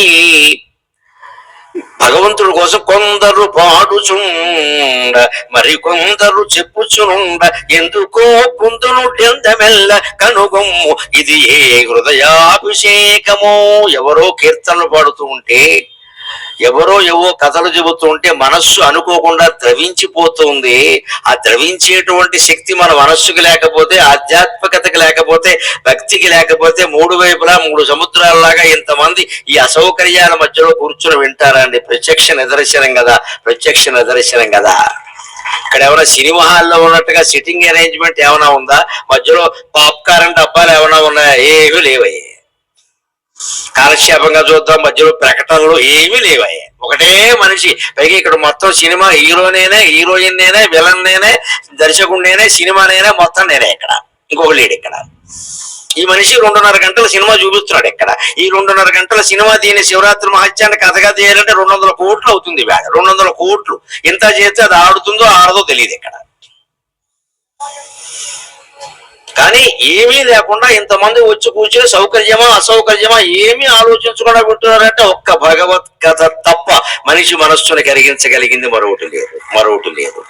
ఏ సినిమాలు, ఏ నాటకాలు ఏవైనా సరే భగవత్ సంబంధం అయితేనే చూడాలి మనం. లేకపోతే సున్నా వాడు ఆడించుకోమని అవతల బొమ్మను మనకి ఎందుకు కావాలి? దేవుడు లేని సినిమా మనం చూడక్కర్లేదు. అది అంతిమంగా దైవభక్తి, జ్ఞానం, వైరాగ్యానికి సంబంధించిన మంచి సందేశం ఇస్తుందంటేనే చూడాలి. ఇక్కడ ఊరికే ఫైటింగ్లు, 3 జూయెట్లు, 6 కాకినట్లు మనకు దేనికైనా పనిలేక ఇక్కడ మనం చూడడం మనతో అటువంటి సినిమాలు కూడా ఆగిపోతాయి. అది దైవభక్తి ఉందా లేదా, జ్ఞానం ఉందా లేదా, వైరాగ్యం ఉందా లేదా, దేనికి సినిమా మరి ఇక్కడ దండక పైగా 300 400 టికెట్, పైగా పెద్ద సిద్ధాంతాలు. ఇక్కడ వారం రోజులు ఒక టికెట్, మొదటి రోజు ఒక టికెట్ రేటు, 2వ రోజు రేటు వేరు, 3వ రోజు రేటు వేరు, ఆడకపోతే రేటు వేరు, ఆడితే రేటు వేరు. ఏం వ్యాపారాలు ఇవన్నీ? ఇక్కడ ఏమి దేనికి టికెట్ లేదే. మన ఇక్కట్లు పోవడానికి ఉండే సభ అమ్మా ఇది. టికెట్ల కోసం వచ్చిన సభ కాదు ఇది. మన మనస్సు కరుగుతుంది అనడానికి ఎంతకంటే ఏమన్నా కావాలా హృదయం? అందుకని ఆ పూజ చూడగానే సుకుమార హృదయం కరిగింది. కరెక్ట్గానే పక్కన ఉన్న పండితులను, అయ్యా నాకు తెలియదు ఆయనకి ఎందుకు దయ కలిగిందో శివ ప్రేరణ అంటే వీడు మాసిపోయిన దుస్తుల్లో ఉన్నా సరే ఎందుకో అడిగావయ్యా, ఇదేమిటో తెలుసా, శివరాత్రి మహోత్సవంబు అన్నాడు. అదేమిటండి అన్నాడు. శివరాత్రి అంటే ఏమనుకుంటున్నావు? మాహేశ్వరులకు మహోత్సవంబు, పాశుపతులకు ప్రీతి, కాలాముఖులకు అవలంబంబు, మునులకు మణిక, కాలాముఖులకు అవలంబంబు, మునులకు మణిక, జటాధారులకు ఆధారంబు, పరివ్రాట్టులకు పట్టుగొమ్మ, పరివ్రాట్టులకు పట్టుగొమ్మ, వేదాంతులకు సంతోషంబు, ఆగమికులకు భాగధేయంబు, మాంత్రికులకు మనువు, తాంత్రికులకు తావలంబు, మాంత్రికులకు మనువు, తాంత్రికులకు తావలంబు, పౌరాణికులకు ప్రాణంబు, ఔపనిషదులకు ఉపాయంబు, ముముక్షువులకు రక్ష, శంభునకు విశ్రంభస్థానంబు, శంభునకు విశ్రంభస్థానంబు, శాంభవికి కరంబంబు, హేరంబునకు ప్రియంబు, తండువునకు పండువు, భృంగిరిటనకు తంగేటి జున్ను, కుమారస్వామికి ప్రేమాస్పదంబు, సకల దురిత తరుషండ ఖండనంబునకు గండ్రగొడ్డలి, సకల దురిత తరుషండ ఖండనంబునకు గండ్రగొడ్డలి, అఘపటల సముదాయంబునకు అహిమ ఘృణి సముదాయంబు, అఘపటల సముదాయంబునకు అహిమ ఘృణి సంపాత తత్వంబునకు భాగీరథి ప్రవాకంబు, సంతాప శాంతికి భాగీరథి ప్రవాకంబు, ఇది శివరాత్రి పుణ్యజన ప్రవేశంబు అన్నాడు. ఇంత గొప్ప వచనం రాస్తాడు. ఇందులో 22 విశేషణాలు వాడాడు వచనం ఈ శివుడు గురించి. మాఘేశ్వరులకు మహోత్సవంబు, పాశుపతులకు ప్రీతి, కాలాముఖులకు అవలంబము, మునులకు మణిక. మహేశ్వర భక్తి కలిగిన వాళ్ళకి శివరాత్రిని మించిన మహోత్సవం లేదండి. మీ పుట్టినరోజు ఎప్పుడంటే శివరాత్రి అంటాడు. ఎందుకంటే ఆయన శివుడు అంటే అంత ఇష్టం, అంతే. శివుడు పుట్టినరోజే నా పుట్టినరోజు, నాకు వేరే పుట్టినరోజు లేదు అంటాడు. ఆ పండుగ అయింది. కొందరు రాముడిని ఆరాధన చేస్తారండి. ఆ రామనవమి వస్తుందంటే నెల్లాళ్ళ ముందు నుంచి మొదలు పెడతారండి ఆడవాడు. నెల్లాళ్ళ ముందు నుంచి ఇంకో నెల్లాళ్ళైనా ఆ స్మృతి వాళ్ళ మనస్సులోంచి పోదండి. మళ్ళీ రాముడు ఎప్పుడు వస్తాడు, రాముడు అక్కడే ఉన్నాడు కానీ మళ్ళీ రాముడు ఎప్పుడు వస్తాడు, మళ్ళీ రాముడు అంటే ఎప్పుడు చైత్రమాసమే, ఎప్పుడు శుద్ధనవమే రావాలి. అదే మాహేశ్వరుడికి మహోత్సవం. పాశుపతులకు ప్రీతి. శివభక్తుల్లో కొంతమంది పాశుపత వ్రతాన్ని అవలంబిస్తారు. పశుపతేక వ్రతం, పాశుపతం. మహాజపం, నమశివాయ అనేటువంటి జపాన్ని వారు కోట్లు చేస్తారండి. ఆ పాశుపతులు ఏది తలుచుకుంటే అది అవుతుంది, వారు శపించినా అవుతుంది. అందుకని పాశుపతులకు ప్రీతి. పైగా ఆ జపాన్ని వాళ్ళు శివరాత్రి నాడు శివుడికి సమర్పణ చేస్తారు, ఏమీ కోరరు. శివరాత్రి నాడు ఏదో దీక్ష విరమణ చేసినట్టుగా శివుడికి సమర్పణ చేస్తారు. పరమేశ్వర నీ దగ్గర కూర్చుంటున్నామని ఒక కాషాయ వస్త్రం కట్టుకుని శివాలయం ముందు ముష్టివాడలా కూర్చుంటారు, పెట్టింది తింటారు, ఎప్పుడూ జపమే. అటువంటి వాళ్ళకి శివరాత్రి అంటే ప్రీతి. కాలాముఖులకు అవలంబంబు, కాలమే పరమేశ్వర స్వరూపంగా నిర్ణయిస్తారు. అందుకే శివుణ్ణి గురించిన స్తోత్రాల్లో కాలాయ మహాకాలాయ త్రికాగ్ని కాలాయ కాలాగ్ని రుద్రాయ, కాలస్వరూపమే శివుడు, దేశస్వరూపమే విష్ణువు, శక్తి స్వరూపమే అమ్మవారు. అందుకే ఈ ముగ్గురే ప్రధాన దేవతలు. శివుడు అంటే కాలం అంటే టైం, విష్ణువు అంటే ప్రదేశం అంటే స్పేస్ చోటు, మూడవది అమ్మవారు శక్తి అంటే కాజేషన్. సరిగ్గా సైంటిస్టులు ఏం చెప్పారండి, సృష్టి ఎలా ఏర్పడింది అంటే 3 డైమెన్షన్స్ అన్నారు. టైం, స్పేస్ అండ్ కాజేషన్ అన్నారు. టైం అంటే కాలం, స్పేస్ అంటే ప్రదేశము చోటు, కాజేషన్ అంటే ఈ ప్రదేశానికి కాలానికి ఉండే సంబంధం. అంటే కాలాన్ని ప్రదేశాన్ని ఎలా లెక్కన పెడతారు. ఒక్కోసారి అమెరికాలో దూరం ఎంత అంటే చెప్పరండి మీకు ఎవరు. అమెరికాలో దూరం ఎంత చెప్పరు, ఏమంటారు? 2 గంటల దూరం, 1.5 దూరం అంటారు. 1.5 దూరం ఏంటండి, 10 మైళ్ళ దూరం అనాలి. కానీ అమెరికాలో దూరం చెప్పంటే గంటల్లో చెబుతారు. కాలము దూరము సంబంధం లెక్కల్లో ఉంటుంది. ఇక్కడ కాలాన్ని దూరంతో చెబుతారు, దూరాన్ని కాలంతో చెబుతారు. పూర్వం ఎంత దూరం అని అడిగితే ఏం చెప్పేవారో తెలుసా? 100 విళ్ళు అనేవారు. విళ్ళు అంటే విల్లు, ధనుస్సు. 100 ధనుస్సుల దూరం అంటే ధనుస్సు అంటే సరిగ్గా 6 అడుగులు పొడుగుంటుంది. ఖచ్చితంగా 6 అడుగులు పొడుగుండేటువంటి ధనుస్సులు 100 వరుసగా పరవండి అంటే 600 అడుగులు దూరం అన్నమాట. దాన్ని 100 ధనుస్సుల దూరం అనేవారు. అలాగే ఇంకోసారి ఎంత దూరం అంటే గవ్యూతి అనేవారు. గవ్యూతి అంటే ఎద్దు రంకె వేస్తే ఎంత దూరం వినపడుతుందో అంత దూరం అనేవారు. అలాగే కాలాన్ని లెక్క పెడతారు. ఎంత కాలం అండి అంటే గోదోహన కాలం అనేవారు. ఆవు పాలు పెతకడానికి ఎంతసేపు పడుతుందో అంతసేపు అనేవారు. ఇంత గొప్పగా మానవుల యొక్క చర్యలు ప్రతిచర్యలతో కాలాన్ని నిర్దేశం చేసేవారు మన పూర్వులు. 6 7 8:30 అనేవారు కాదు. కాలాముఖులకు అవలంబం, ఆ కాలాన్ని ముఖంగా చేసుకుంటున్న టైం. కాలస్వరూపం శివుడు, ప్రదేశం వ్యాపనోతీతి విష్ణువు అంటారు. చోటు ప్రదేశ స్వరూపం విష్ణువు.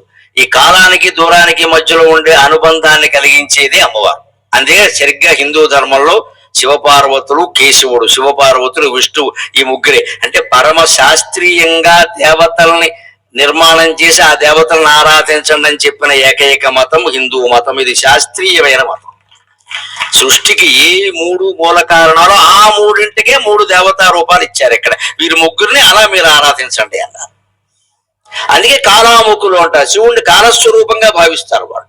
అవలంబము అంటే ఆధారం. వాళ్ళకి శివరాత్రి చాలా గొప్ప పండుగ అండి. ఆ రోజే పెద్ద ఉత్సవాలు చేస్తారు. మనకి ఇప్పటికీ కొన్ని తెలుగునాట 2 రాష్ట్రాల్లో కొన్ని ఉత్సవాలు ఉంటాయండి. ఆ ఒక్క రోజు ఏడాదికి తప్పితే మళ్ళీ ఎప్పుడు ఆ దేవాలయంలో ఉత్సవం ఉండదండి. మా శివరాత్రి నుండి ఇంకేం లేదు, మహా అయితే అప్పుడే 5 రోజులు చేస్తారంతే. అంటే దేవాలయం మూసే ఉంటుంది అక్కడ, ఒకసారి మూసేస్తారు కూడాను. ఇప్పుడు శబరిమలైన కొన్ని సందర్భాలను చేస్తారు, మిగిలినప్పుడు మూసేసే ఉంటుంది. అనుమానం ఏముంది, చాలా రోజులు మూసే ఉంటుంది. ఏదో ఏడాదిలో 2-3 సందర్భాల్లో ఒక్కోసారి 30 రోజులు 40 రోజులు వరుసగా తీస్తారు. మిగిలినప్పుడు మూసే ఉంటుంది. అక్కడ ఏదో నిత్యం ఉండే ధూపదీప నైవేద్యాలు జరుగుతాయి, అంతకుమించి ఏముండదు అక్కడ. అలాగే శివరాత్రి కొంతమందికి అవలంబం అన్నారు.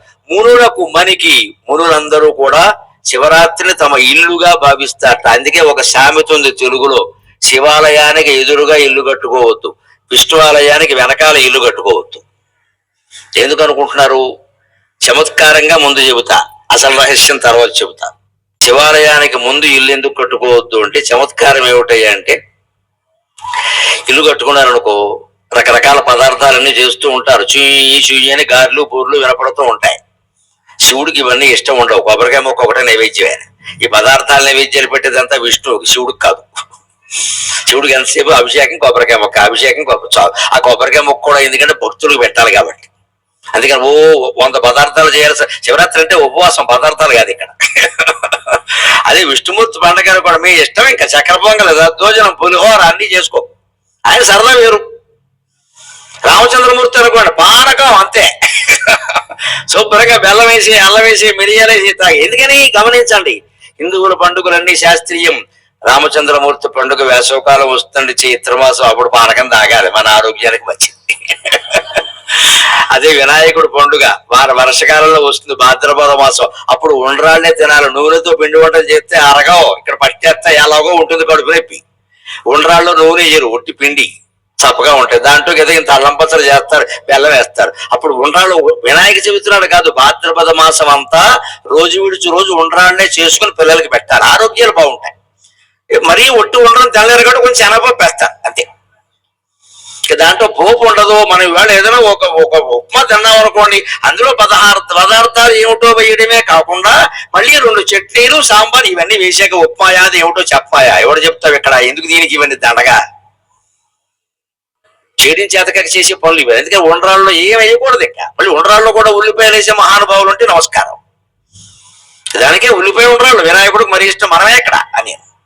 ఏ నైవేద్యం ఎలా చేయాలో అలాగే చేయాలి. ఎందుకంటే ఆ కాలంలో అది మన ఆరోగ్యాన్ని కాపాడుతుంది. భాద్రపద మాసం, శ్రావణ మాసం, ఆశ్వీజ మాసం, ఇంచుమించు 3-4 నెలలు చాతుర్మాస్యం అంటారు. మహర్షులందరూ దీక్ష చేస్తారు, సన్యాసులందరూ దీక్ష చేస్తారు, ఒక చోటే ఉంటారు. ఆ కాలంలో ఈ ఉడికించే నూనెలో వేయించినవి కాకుండా మామూలు ఆవిరి మీద ఉడికించిన పిండి వంటలే తినాలి. అప్పుడు వర్షకాలం కారణంగా జీర్ణశక్తి తగ్గిపోతుంది, అప్పుడు తేలిగ్గా అరుగుతాయి. అంచేత మనకి ఏ కాలంలో ఏది అవసరమో దాన్నే నైవేద్యంగా స్వీకరించినటువంటి దేవతలు మన హిందూ దేవతలు. వాళ్ళకి మన క్షేమమే ముఖ్యం. తల్లిదండ్రులు బిడ్డల క్షేమాన్ని కోరనంటే మన దేవతలు మన క్షేమాన్ని కోరుతారు. నీకు ఏ నైవేద్యం ఇష్టమయ్యా అని దేవుణ్ణి అడిగితే ఈ సీజన్ లో ఏది ఉంటే అది బెటరా అంటాడు ఆయన. ఏదన్నం పురుషో భుంక్తే తదన్నాస్తస్య దేవతా, స్పష్టంగా చెప్పిన శాస్త్రం. ఈ మనిషి ఏది తింటాడో అది పెట్టచ్చు అన్నారు. దానికి ఏమో పెద్ద నియమాలు ఏం లేవు ఇక్కడ. నువ్వు ఏది తింటున్నావో అది పెట్టు, నాకేం పెడతావు మళ్ళీ ప్రత్యేకంగా. ఏదన్నం పురుషో భుంక్తే తదన్నాస్తస్య దేవతా. నువ్వు ఏది తింటున్నావు రోజు అదే పెట్టి, అది తినే ముందు కాస్త చెయ్యిలా ఆడించి నమస్కారం పెట్టు. మగాడు సంపాదించి జీతం తీసుకోవాలనుకో, జీతం వచ్చాక ఏం చేయాలో తెలుసా? తల్లికి నైవేద్యం పెట్టాలి, కట్ట పట్టుకెళ్ళి భార్య చేతుల్లో పెట్టాలి, అది లెక్క. అప్పుడు బాగుంటాయి సంవత్సరాలు. అందుకని కట్ట పట్టుకెళ్ళి తల్లి చేతుల్లో పెట్టేవాళ్ళకు కోపలట్టుకుపోతాయి ఇక్కడ. కానీ తల్లికి వాడు చూపించడానికి కోపం వస్తుంది. అందుకని తల్లి దగ్గర వెళ్ళి ప్రాణ యశ్వాహ అపాన యశ్వాహ అని నైవేద్యం పెట్టేసి కట్ట పట్టుకెళ్ళి భార్యకి ఇచ్చేస్తే సరిపోతుంది. ఇద్దరి మధ్య సమన్వయం, లేకపోతే గొడవలు అయిపోతాయి. ఎందుకు ఈ తల్లికి ఆ డబ్బుతో పనేం లేదు, ఆవిడకి ఏదో ఉంది, ఆవిడకి ఎంతగా అంత డబ్బు ఆవిడ ఏం చేయదు. కానీ కొడుకు వచ్చి అమ్మా నాకు ఇంత జీతం వచ్చిందమ్మా నీ దేవల్ల అంటే తల్లి సంతోషిస్తుంది. అంతకంటే డబ్బు అక్కర్లేదు, ఆవిడ సంతోషిస్తుంది. ఏమిటో ఓ మాట అయినా చెప్పడం అనుకోడు, అది చెప్పడమే. భార్య అంత మాత్రంతో సంతోషిస్తుంది, భర్త ఊరికే సంతోషిస్తాడు, ఇప్పుడు కట్నాలు ఇవ్వంతా ఈయన ఏమో సంతోషించి ఆవిడ కూడా ఊరికే నైవేద్యం పెడితే అలాగా నాకేమి తెలియదు, ఇవి ఇచ్చి చేతులు పెట్టి ఖర్చు పెట్టుకో, ఇంకేమైనా కావాలంటే చెప్పి జాగ్రత్త చూసుకుంటారు. ఇక్కడ నైవేద్యాలు కుదరవు, ఇచ్చేయాలి. అంచేతను ఏదైనా మన దేవుడికి నైవేద్యం ఏమిటయ్యా అంటే ఊరికి అలా చూపిస్తామంటే అతను చూపించడం కాదు అక్కడ. అది ఆ కాలంలో నువ్వేం తింటావో అది నాకు పెట్టి అంటే రోజు అన్నం తినేటప్పుడు కాస్త నీళ్ళ చుక్కలు 4 జల్లి దండం పెట్టుకుంటే మీ ఇష్టదైవాన్ని తలుచుకుని ప్రతిరోజు మనం దేవుడికి నైవేద్యం పెట్టినట్టే లెక్క. అశనాద్యాహుతి విధి అంటారు సౌందర్య లెక్కల్లో. నువ్వు అన్నం తింటున్నావు కదా, అదే ఆహారం రా, వేరే ఏమిటన్నారు.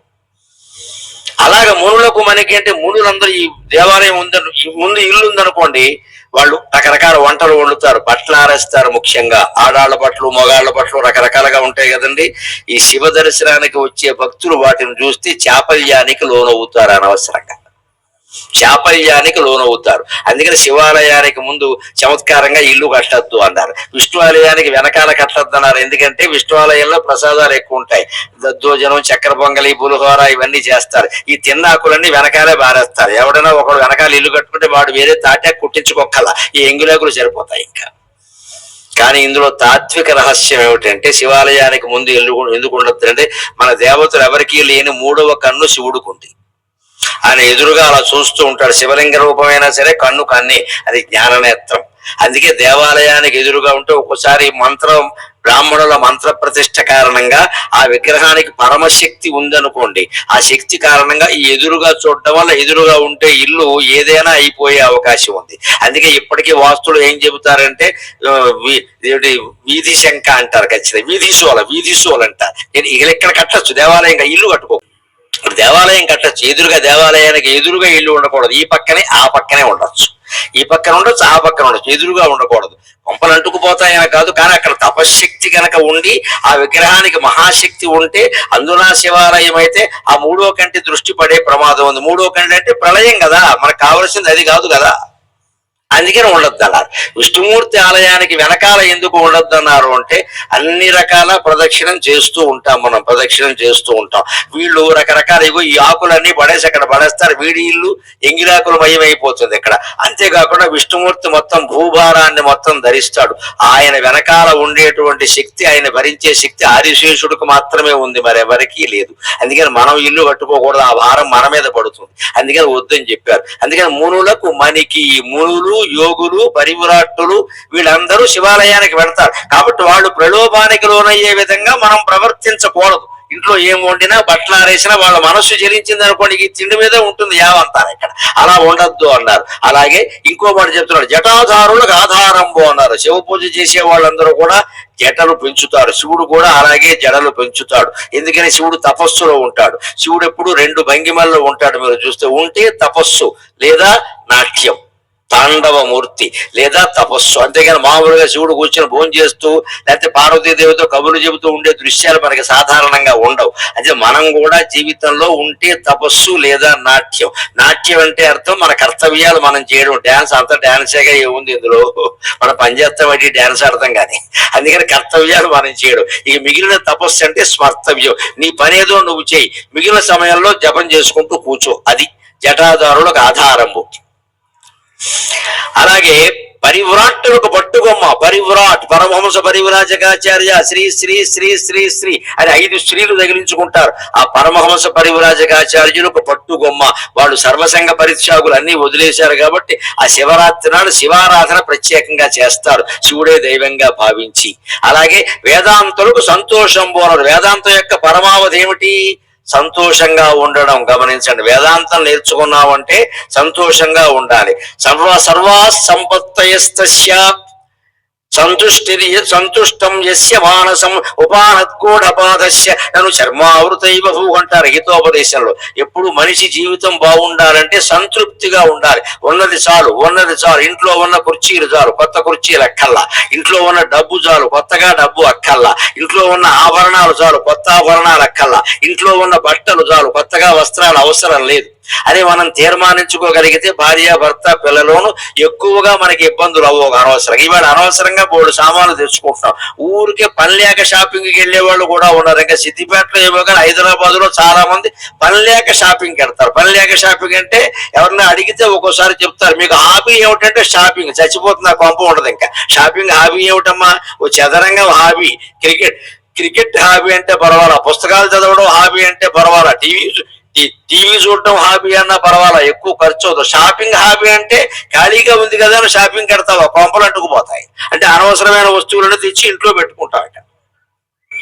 అలా చెయ్యకూడదు. దానికి పరమహంస పరివ్రాజకాచార్యులే ఉదాహరణ. వారి దగ్గర ఏ వస్తువులు ఉండవు. కాషాయం ఉంటుంది, మహా అయితే దండం ఉంటుంది, అంతే, ఇంకేం ఉండవు ఇక్కడ. కాషాయ దండ మాత్రేన యతి పూజ్యో సంశయగా. వారికి ఆ వైరాగ్యం ఎక్కడి నుంచి వచ్చిందండి? శివుడి దగ్గర నుంచి వచ్చింది. శివుడి దగ్గర కూడా ఏనుగుతోలు బూడిద తప్పితే ఏమీ ఉండవు. అందుకని పరివ్రాట్టులకు పట్టుగొమ్మ, వేదాంతులకు సంతోషము. మన మనస్సు సంతోషంతో ఉండాలంటే వేదాంతం బాగా వినాలి. వేదాంతం వింటే ఏమవుతుంది? సంతృప్తి ఉంటుంది. సంతృప్తి ఉంటే సంపదలన్నీ ఉన్నట్టే. ఒక కోరిక తీరాలి అంటే ఎప్పుడు 2 మార్గాలు ఉన్నాయి. ఒకటి డబ్బు పెట్టి కొని ఆ కోరిక తీర్చుకోవడం, రెండోది ఆ కోరిక అక్కర్లేదు అని తీర్మానించుకోవడం. అది కూడా కోరిక తీరడమే. అది చేయగలము. డబ్బు పెట్టి కొనాలంటే అన్ని మన వల్ల కాదు. కానీ అక్కర్లేదు అని తీర్మానించుకుంటే మనకు అక్కర్లేదు కదండి. నిజంగా ప్రతి వస్తువు కొనాలనగానే కొనేయకూడదు. అక్కడ ఒక చిన్న పుస్తకం మీద రాసి పెట్టుకోవాలి. 15 రోజుల తర్వాత కూడా అదే కోరిక అలాగే ఉంటే అప్పుడు బజార్కి వెళ్ళాలి. ఇవాళ అలా కాదుగా పరిస్థితి. ఇలా పుట్టగానే కోరిక ల్యాప్టాప్ ఆన్ చేస్తాడు, ఆన్లైన్ లో కడతాడు, ఓ నొక్కు నొక్కుతాడు, 4 బొమ్మలు వస్తాయి. ఇంకో నొక్కు నొక్కుతాడు, అందులో ఏది కావాలని అడుగుతుంది. ఇంకో నొక్కు నొక్కుతాడు, అది అని వీడి టిక్ కడతాడు. ఇంకో నొక్కు నొక్కుతాడు, వీడి దగ్గర నుంచి 10,000 వెళ్ళిపోయింది. ఇంకో నొక్కు నొక్కుతాడు, పేక నొక్కుతాడు తర్వాత. అంతే. ఇది ఆన్లైన్ షాపింగ్. బాగా అందుబాటులోకి అన్ని వచ్చాక కొనడం ఎక్కువైపోయింది ఇక్కడ. ఈ కొనడం వల్ల వస్తువులు దండగా అవడం, డబ్బులు దండగా కదా. ప్యాకేజీ ఇంత పెన్ను మనకు వచ్చేది, ఇంత పెన్ను, దానికి చుట్టూ ప్యాకేజీ ఇంతలా ఉంటుంది. ఇక్కడ ముద్దలు తక్కువ మూతలు ఎక్కువ అంటారు దాన్ని పూర్వం సామెతలు. ముద్దలు తక్కువ మూతలు ఎక్కువను. అందులో ఉన్న ముద్దలేమో 2 ముద్దలు, దానికి 6 మూతలు ఎట్టింది ఒక ఆవిడ. ఎందుకు దీనికి తీయడం దండగా? అలాగే ఇవాళ ప్యాకేజీ అంటే ముద్దలు తక్కువ మూతలకు. దీనివల్ల ఏమవుతుంది? పర్యావరణం పాడవుతుంది. ఈ ప్యాకేజీ మొత్తం పట్టుకెళ్ళి అట్టపెట్లు, ప్లాస్టిక్ సంచులు బయట పారేస్తావు. నువ్వు గాలి ఆడకుండా సరిపోయింది, పంచిపోతాను, కలుషితం అయ్యాయి. ఇది తగ్గాలి అంటే శివరాత్రి సందర్భంగా వైరాగ్యం బాగా అలవాటు చేసుకోవాలి. ఉన్నది చాలు, ఉన్నవేవో ధరించాలి, దాచుకోవాల్సిన పని లేదు. ఉన్న వస్త్రాలు కట్టుకోవాలి, ఉన్న ఆభరణాలు పెట్టుకోవాలి, వండుకున్నదేదో తినాలి, పారేసుకుంటాం ఏంటి? దాన్ని తినచ్చు, దాన్ని అనుభవించు. అదనంగా మనకు అవసరం లేదంటే ఆ వేదాంతులకు సంతోషంబు అయిపోయినట్టే. ఆగమికులకు ఆ భాగధేయంబు. ఆగమ శాస్త్రాలు చదివిన వాళ్ళకి భాగధేయం, శాస్త్రజ్ఞానం అంతా శివుడి దగ్గరే ఉంటుంది. ఎందుకంటే శివుడు ధనుర్విద్య గాజ్యుడు, యుద్ధ విద్యల గాద్యుడు. అక్షరాభ్యాసంలో కూడా మన హిందూ సంప్రదాయం ఏమిటో తెలుసా? ఓ నామక శివాయక సిద్ధన్ నమక. ఇదే మన సంప్రదాయం. అందరికీ ఇదే సంప్రదాయం. దేవుళ్ళను బట్టి పదార్థాలు మార్చేయకూడదు. మీరు ఏ దేవుణ్ణి ఆరాధించినా బిడ్డకి అక్షరాభ్యాసం చేసేటప్పుడు ఓం నమ శివాయ సిద్ధన్ నమక అని రాయాలి. కానీ ఎలా చేస్తారో తెలుసా? మన సంప్రదాయంలో ఒక రహస్యం. ఓ నమక శివాయక అని ఉన్న చోట దీర్ఘాలు పీకేసి లేని చోట పెట్టి రాయిస్తా. ఎందుకంటే ఓం నమ శివాయ అనేది బీజాక్షరాలు ఉండే మంత్రం. అది ఎప్పుడు పడితే ఎప్పుడు ఎవరు పడితే వాళ్ళు అడ్డగోలుగా పలికేయకూడదు. ముఖ్యంగా పిల్లలు పలికేయకూడదు వెంటనే. అలాగా పిల్లలకి అందుకే మరి పలకకుండా తప్పదు, రాయాలి. అందుకని వాడికి కావాలని ఓ నా సి అని సీకి దీర్ఘం పెడతారు. యహ అని యా పక్కన విసర్గలు కూడా పెడతారు. నిజానికి నమ శివాయ అని ఉంటుంది, యా పక్కన విసర్గలు ఉండవు. ఇవన్నీ ఎందుకోసం పెడతారు కావాలనే తప్పుగా అంటే వాడు చిన్నపిల్లాడు, సరిగ్గా పలకడు. ఒక్కోసారి బీజాక్షరాలు సరిగ్గా పలకపోతే జరగకూడను జరుగుతాయి ఇంట్లో. ఆ విషయం వాడికి తెలియదు, వాడికి నేర్పాలి. అందుకని కావాలనే పొరపాటుగా కొన్ని దీర్ఘాలు పెంచి కొన్ని విసర్గలు పెట్టేసి నేర్పిస్తారు. తర్వాత వాడు ఏదో 5వ తరగతి వచ్చాక, తర్వాత వాడికి ఉపనయనం చేశాక మంత్రోపదేశం చేసేటప్పుడు అబ్బాయి ఆ పలక మీద రాయించిన మంత్రం సరైంది కదయా, నీకు ఏదో చేయించావు. అసలు మంత్రం ఏమిటంటే ఓం నమ శివాయ, ఓం నమ శివాయ, ఓం నమ శివాయ అని తల్లి గారి తండ్రి గారు అప్పుడు మంత్రోపదేశం చేస్తారు ఖచ్చితంగా. ఇంత అద్భుతమైన రహస్యాలు కలిగినటువంటి సంప్రదాయాలు మనకున్నాయి. వాటిని పాటించాలి అందరూ కూడా. ఈ హిందూ సంప్రదాయాలన్నింటిలో భౌతిక, మానసిక, ఆధ్యాత్మిక కోణాలు ఉంటాయి. వాటన్నిటినీ మనం అనుసరించాలి ఖచ్చితంగా. అలాగే వేదాంతులకు సంతోషంబు, ఆగమికులకు భాగధేయంబు. అంతేకాదు ఇంకో మాట ఇక్కడ ప్రత్యేకంగా చెబుతున్నాడు. మాంత్రికులకు మనువు. మంత్రశాస్త్రం నేర్చిన వాళ్ళకి ఆ మంత్రం ఫలించాలంటే శివాలయంలో ఉండి జపం చేయాలి. విష్ణు ఆలయంలో కూడా చేయొచ్చు, ఇతర ఆలయాల్లో కూడా చేయొచ్చు. కానీ తేడా ఏమిటో తెలుసా? శివాలయంలో నిష్ఠ కుదురుతుంది, ఇంకేం ఉండవు కాబట్టి. విష్ణు ఆలయంలో కూర్చున్నావు అనుకో, పులిహోర ఘాటు, దత్తోజనం చల్లదనం, చక్కెర పొంగలు తీపి, ముక్కుకు సూకాయ అనుకో, జపం మానేస్తాడు. పైగా విష్ణుమూర్తి మహాభోగి, ఆభరణాలు ఉంటాయి. ఆ ఆభరణాలన్నీ చూస్తే ఏమిటో అని రకరకాల కోరికలు పుడతాయి. విష్ణుమూర్తి గుడిలోకి సంసారులు వస్తారు ఎక్కువ, అంతే కదా మరి. ఆడవాళ్ళు మగవాళ్ళు అందరూ వస్తారు. ఇందులో అందమైన వాళ్ళని చూస్తే వీడి మనస్సు చెడిపోతుంది ఇక్కడ. అందుకని మాంత్రికులకి మనువు ఎక్కడ అంటే శివాలయమే. శివాలయానికి వచ్చేటప్పుడు వీలైనంత నిరాడంబరంగా వెళ్ళాలి మనం, ఆడైనా మగైనా. విష్ణువాలయానికి పెడితే నీ ఇష్టం, కానీ ఆయన భార్య లక్ష్మీదేవి, నువ్వు నీ మొగుడు విష్ణువే, నువ్వు లక్ష్మీదేవి, బోల్డ్ ఆభరణాలు పెట్టుకో. శివాలయానికి వెడితే మాత్రం శుభ్రంగా స్నానం, పొద్దున్నైనా సాయంత్రం అయినా సరే తల స్నానం చేసేసి వీలైనంత నిరాడంబరంగా వెళ్ళాలంతే. ఎందుకంటే శివుడికి అవన్నీ నచ్చవు. ఏటిదంతా గోళ అంటాడు ఆయన. అంతే. ఇవన్నీ పెట్టుకుని ఎవడు రమ్మన్నాడు, నేను ఎలా ఉన్నాను, ఏనుగుతోలు బూడిద, నన్ను చూడడానికి వచ్చావు, ఇన్ని వేసుకుని అంటాడు ఇక్కడ. అందుకని నిరాడంబరతకి నిలయమే శివాలయం. ఆ మంత్ర జపం అక్కడ కుదురుతుంది ఖచ్చితంగా. తాంత్రికులకు తావలంబు, తంత్ర పూజలు చేసేవాళ్ళు కూడా ఉంటారు. మన దగ్గర ఉందండి ఆ సంప్రదాయం, లేకపోలే. కానీ చాలా జాగ్రత్తగా చేయాలి. ఆ తంత్ర పూజలు ఫలిస్తాయండి, ఫలించకపో, కానీ కొద్ది కాలం ఫలిస్తే వెంటనే నిష్ఫలం అవుతాయి. పైగా తేడా వస్తే బిడిసి కొట్టేస్తాయి, ఒంటి నిండా పొక్కులు వచ్చేస్తాయి, చెయ్యకూడదు. కానీ అదే తంత్ర పూజని జాగ్రత్తగా శివుడికి అర్పణం చేసి శివాలయంలో చేస్తే ఆ పొరపాటు జరగకుండా ఆయన చూసుకుంటాడు. ఆ తాంత్రిక విద్యల్ని లోకక్షేమం కోసం వినియోగించాలి, కానీ మన సొంతానికి వాడకూడదు. అలాగే పౌరాణికులకు ప్రాణంబు, పురాణాలు చెప్పేటువంటి మాలాంటి వాళ్ళకి శివరాత్రి అంటే ప్రాణం. శివరాత్రి కాకపోతే మీరు పిలుస్తారా, నేను వస్తానా అంత దూరం నుంచి ఇక్కడికి? శివ కథలన్నీ చెప్పుకోవడానికి అంత పండగలే కదా, పండగలు లేకపోతే మమ్మల్ని ఎవరు పిలుస్తారు? అందుకని మాకు ప్రాణం ఏమిటంటే మాకు ఈ పండగలే ప్రాణం. శివరాత్రి అంటే మహాప్రాణం. అందులో మరి ఎక్కువగా జనం వస్తారు, వింటారు, ఆనందంగా శివుడి గురించి చెబుతాం, మాకు పుణ్యం.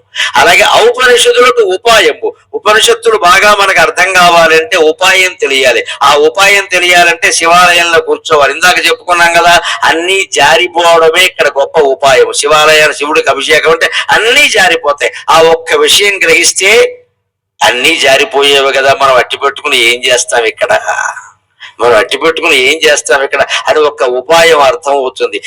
ఉపనిషత్తులో ఏం చెబుతారు అంటే, దేహో దేవాలయ ప్రోక్తగా జీవో దేవ సనాతనగా త్యజేదజ్ఞాన నిర్మాల్యం శోకం భావేన పూజయేత్. ఈ దేహమే దేవాలయం, లోపల ఉండే జీవుడే దేవుడు. మరి జీవుడు దేవుడు అయినప్పుడు నాకు ఎందుకు అర్థం కావట్లేదు అంటే, శంకరాచార్య స్వామి ఏం చెప్పారో తెలుసా?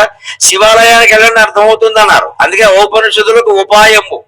ఉపనిషత్తులు ఎన్ని చదివినా మనకు అర్థం కావాలంటే శివాలయానికి వెళ్ళాలి. వెడితే ఎలా తెలుస్తుంది?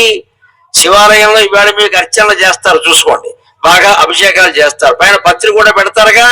పత్రి ఎంత పెడతారు? నందీశ్వరుడి దగ్గర నుంచి శివుని చూద్దామంటే కనపడదు, పత్రే కనపడింది.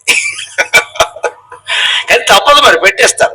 నిర్మాల్యం అంటారు దా. నిన్నటి పూజ ఆకులు పువ్వులు బాగా పేర్చేస్తే శివలింగం కనపడదు, అంతేనా?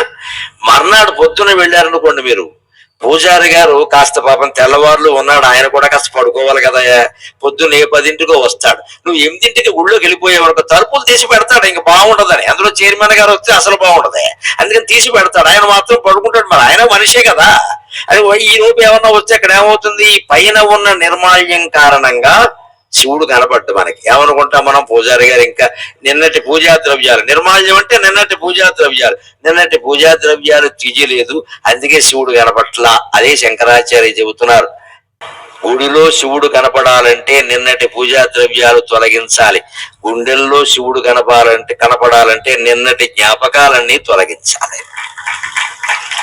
నిర్మాల్యం అంటే నిన్నటి జ్ఞాపకం, మొన్నటి జ్ఞాపకం.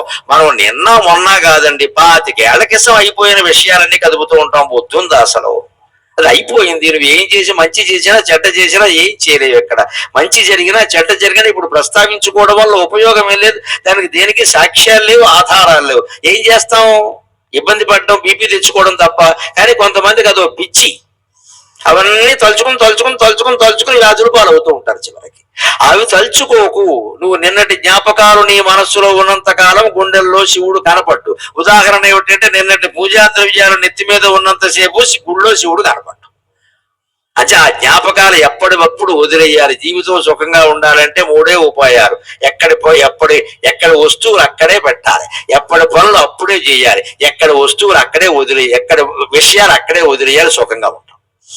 వస్తువులు ఇంట్లో అన్ని వరుసలో పెట్టండి, హాయిగా ఉంటుంది, ఎక్కడ దేనికి తడుకోవాల్సిన పని ఉంటుంది. ఇక్కడ వెంటనే ఇలా కళ్ళు మూసుకుని చేయి పెట్టినా సరే వస్తువు దొరుకుతుంది.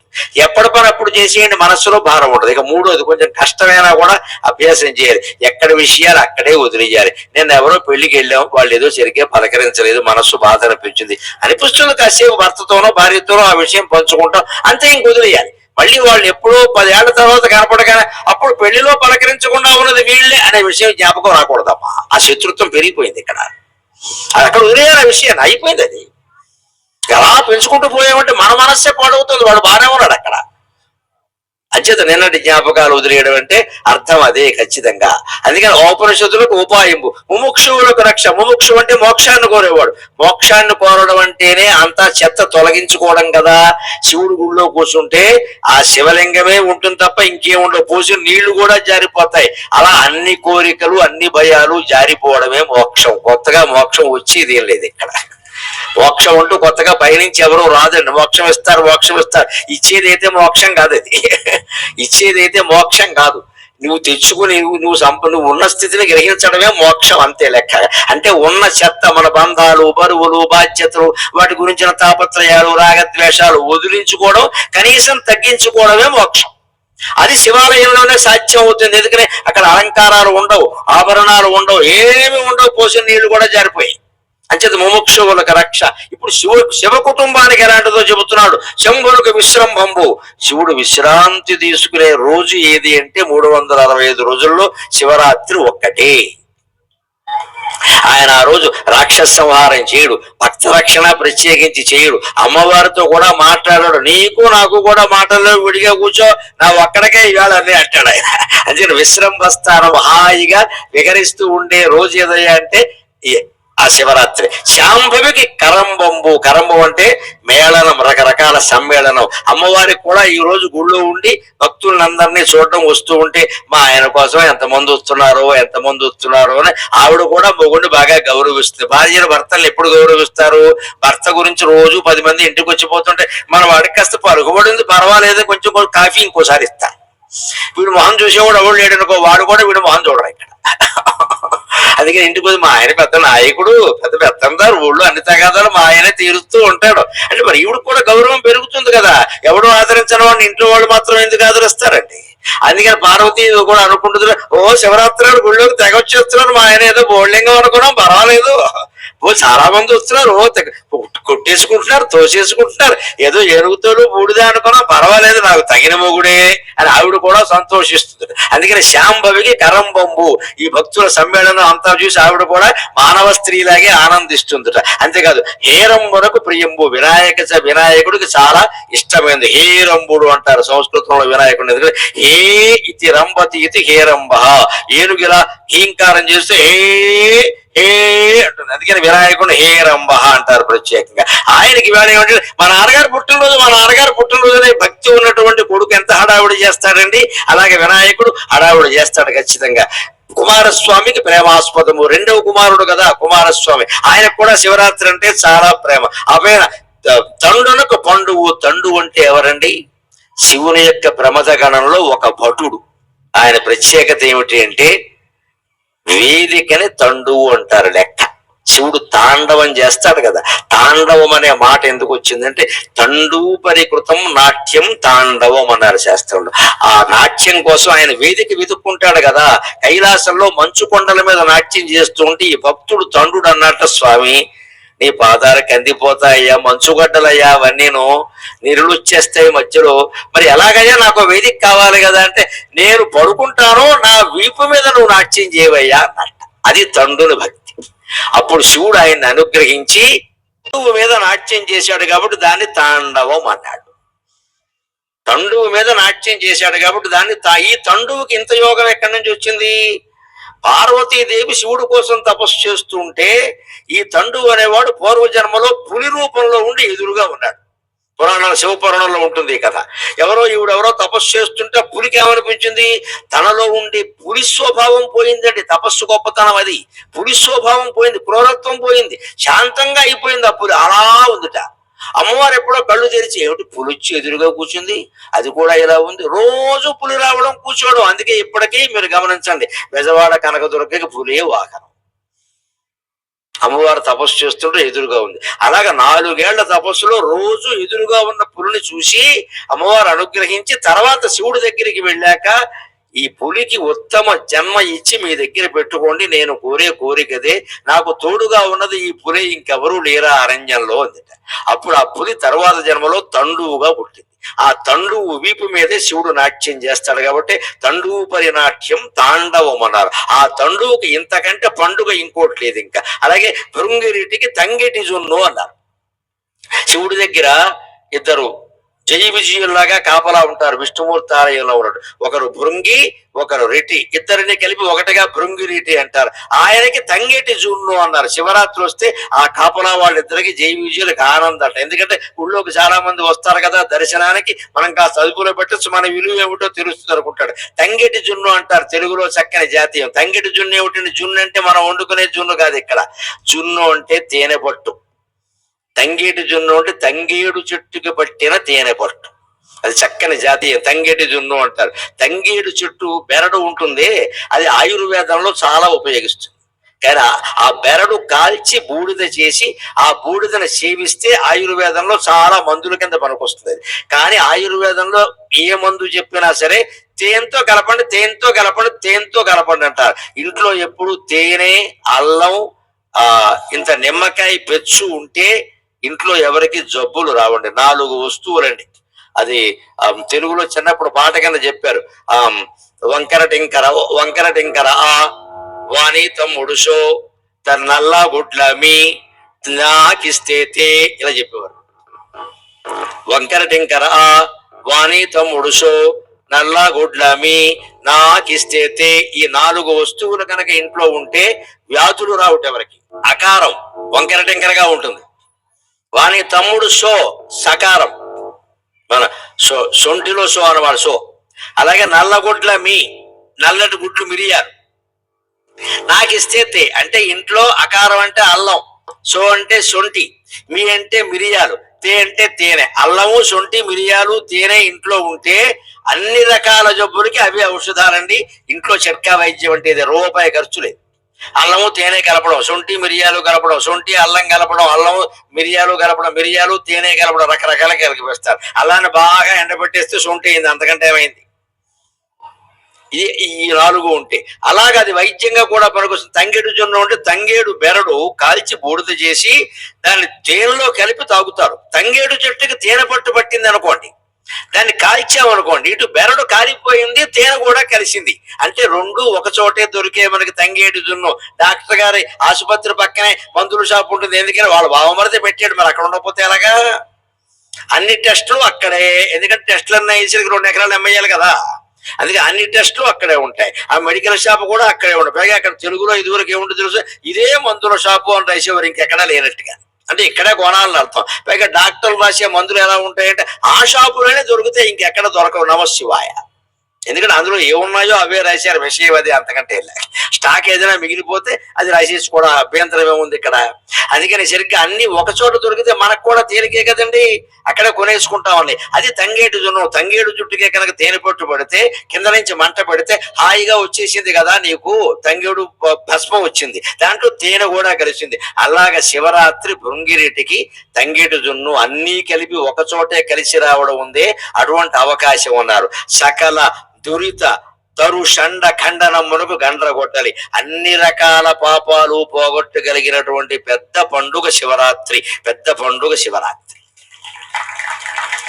ఎలా పోతా ఇందాక సుకుమారుడికి పోయినట్టే ఈ శివరాత్రి గురించి ఆయన పశ్చాత్తాపడ్డాడు. ఇవన్నీ తెలుసుకుని ఈ శివరాత్రి నాడు శివుణ్ణి ప్రార్థన చేశాడు. అందువల్ల అతని పాపాలకి అతని మినహాయింపు ఇచ్చి ఉత్తమ జన్మ ఇచ్చారు, మోక్షం ఇయ్యాల. ఆ ఉత్తమ జన్మ ద్వారా మళ్ళీ సత్కార్యాలు చేసి అతను తర్వాత కైలాసానికి వెడతాడు. కేవలం పాపాలన్నీ పోతాయని అనుకోవద్దు. అలాగా పశ్చాత్తాపం ద్వారానే పాపాలు పోతాయి. అంతేకాదు నకుర్యాం పునరితి నకుర్యాం పునరితి అని వ్యాస భారతంలో చెబుతారు. శివరాత్రి నాడు శివుడికి దండం పెట్టుకుని ఎవరికి చెప్పక్కల, ఇంట్లో వాళ్ళకు కూడా చెప్పక్కల, గుళ్ళోకి వెళ్ళి మౌనంగా దండం పెట్టుకున్న, తండ్రి నాకు తెలుసో తెలియకు ఈ పాపం చేశా, దీనికి నన్ను శిక్షించకు, నేను తట్టుకోలేను, అందుకని నీకు నమస్కారం చేస్తున్నా, నా పాపం పోయేలా చూడని చెప్పి ఏం చేయాలి తెలుసా, మళ్ళీ చెయ్యనని చెప్పాలంట ఖచ్చితంగా. పశ్చాత్తాపం అంటే అర్థం అది. మళ్ళీ చెయ్యకపోతే ఏది తప్పు కాదన్నారు. చైనాలో సామెత ఉంటుంది, అక్కడ ఒక్కసారి చేస్తే ఎవరన్నా క్షమిస్తారండి, అదే పని మళ్ళీ మళ్ళీ చేస్తూ ఉంటే. అందుకని పశ్చాత్తాపంతో పాపాలని పోగొట్టుకోవడానికి ఒకే ఒక పండుగ శివరాత్రి పండుగ. అందుకని శివరాత్రి నాడు గుళ్ళోకి వెళ్ళి మన పాపాలు అక్కడ చెప్పుకుని పశ్చాత్తాపంతో పోగొట్టుకుంటే మళ్ళీ చేయక్కర్లేదు. అలాగే అకపటల దురిత సముదాయమునకు అహిమకృణి సంపాతంబు అన్నారు. అనేక రకాల పాపాలు అనేటువంటి చీకట్లు పోవడానికి సూర్యకిరణ సముదాయం ఏదంటే శివరాత్రి ఒక్కటే. అంతేకాదు సంతాప శాంతికి భాగీరథి ప్రవాహంబు అన్నారు. లోపల మనస్సు రకరకాల తప్పుడు పనులు పాపాలు గుర్తొచ్చి అనేక రకాల అనారోగ్యాలు గుర్తొచ్చి మనస్సు తప్పించిపోతూ ఉంటే నమ శివాయ నమ శివాయ నమ శివాయ అని అనుకోగలిగితే ఖచ్చితంగా ఆ పాపాలన్నీ పోతాయి అన్నారు. అటువంటి శివరాత్రి పుణ్యదినము అని సుకుమారుడికి ఉపదేశించేగానే ఆయన చేసిన దుర్వ్యసనాలు పాపాలు అన్ని గుర్తు చేసుకుని భగవంతుడికి సమర్పణ చేసి ఇంకెప్పుడు చెయ్యొద్దు అని నిర్ణయించుకున్నాడు. ఆ రకంగా సుకుమారుడు తర్వాత నిజంగానే సుకుమారుడు, మంచి కుమారుడు, ఊరికి అందంగా ఉండడం సౌకుమార్యం కాకుండా సుకుమారుడు, మంచి కుమారుడు అనేటువంటి పేరు తెచ్చుకుని ఆయన సకల పాపాలు పోగొట్టుకుని మోక్షాన్ని పొందాడు. ఇది శివరాత్రి మహాత్మ్యం ద్వారా శ్రీనాథుడు మనకు అందించినటువంటి సందేశం. దీన్ని జాగ్రత్తగా అర్థం చేసుకుని చివరిలో ఒక్క మాట చెప్పుకుని మనం సెలవు తీసుకుందాం. శివరాత్రి సందర్భంగా మనం చేయవలసిన ప్రతిజ్ఞ ఒక్కటే. భారతదేశం ఇవాళ భగవంతుడి దయ వల్ల అనేక రంగాలలో ఉన్నత స్థానంలోకి వచ్చింది. ఆర్థిక వ్యవస్థలో 5వ స్థానంలో ఉన్నాం మనం ఖచ్చితంగా. ఇదివరకు ఎప్పుడు ఈ మాటలు వినలా. భారతదేశం త్వరలోనే అన్ని రంగాలలో విశ్వ గురువు కావడానికి సిద్ధంగా ఉంది. విశ్వగురువు అది ఊరికే అలా విశ్వగురువు అయిపోదు. విశ్వమంత ఆలోచన అయినా వీధి నుంచి ఆచరణ అన్నారు. థింక్ గ్లోబల్లీ యాక్ట్ లోకల్లీ అంటారు ఇంగ్లీషులో. అంటే విశ్వమంత ఆలోచన చాలా పెద్దదే, కానీ అది నీ ఇంట్లోంచి మొదలవ్వాలి. విశ్వమంత ఆలోచన ఏమిటి అంటే అబద్ధాలు ఆడద్దు, అది సత్యమైతే చెప్పు, లేకపోతే మౌనంగా ఉండు, అంతేగాని అబద్ధాలు చెప్పకూడదు. ఆ అబద్ధాలు ఆడకపోవడం ఎక్కడ మొదలవ్వాలి? మన ఇంట్లోంచి మొదలవ్వాలి, మన ఒంట్లోంచి మొదలవ్వాలి. అలా మీ ఇంట్లోంచి మీ ఒంట్లోంచి సత్యనిష్ట పెరగడానికి, ధర్మనిష్ట పెరగడానికి నా ఈ ప్రసంగం ఏమాత్రం ఉపయోగపడినా నేను ధన్యుణ్ణి. నాకు ఈ 4 మాటలు నేర్పిన మా అమ్మ ధన్యురాలు. స్వస్తి.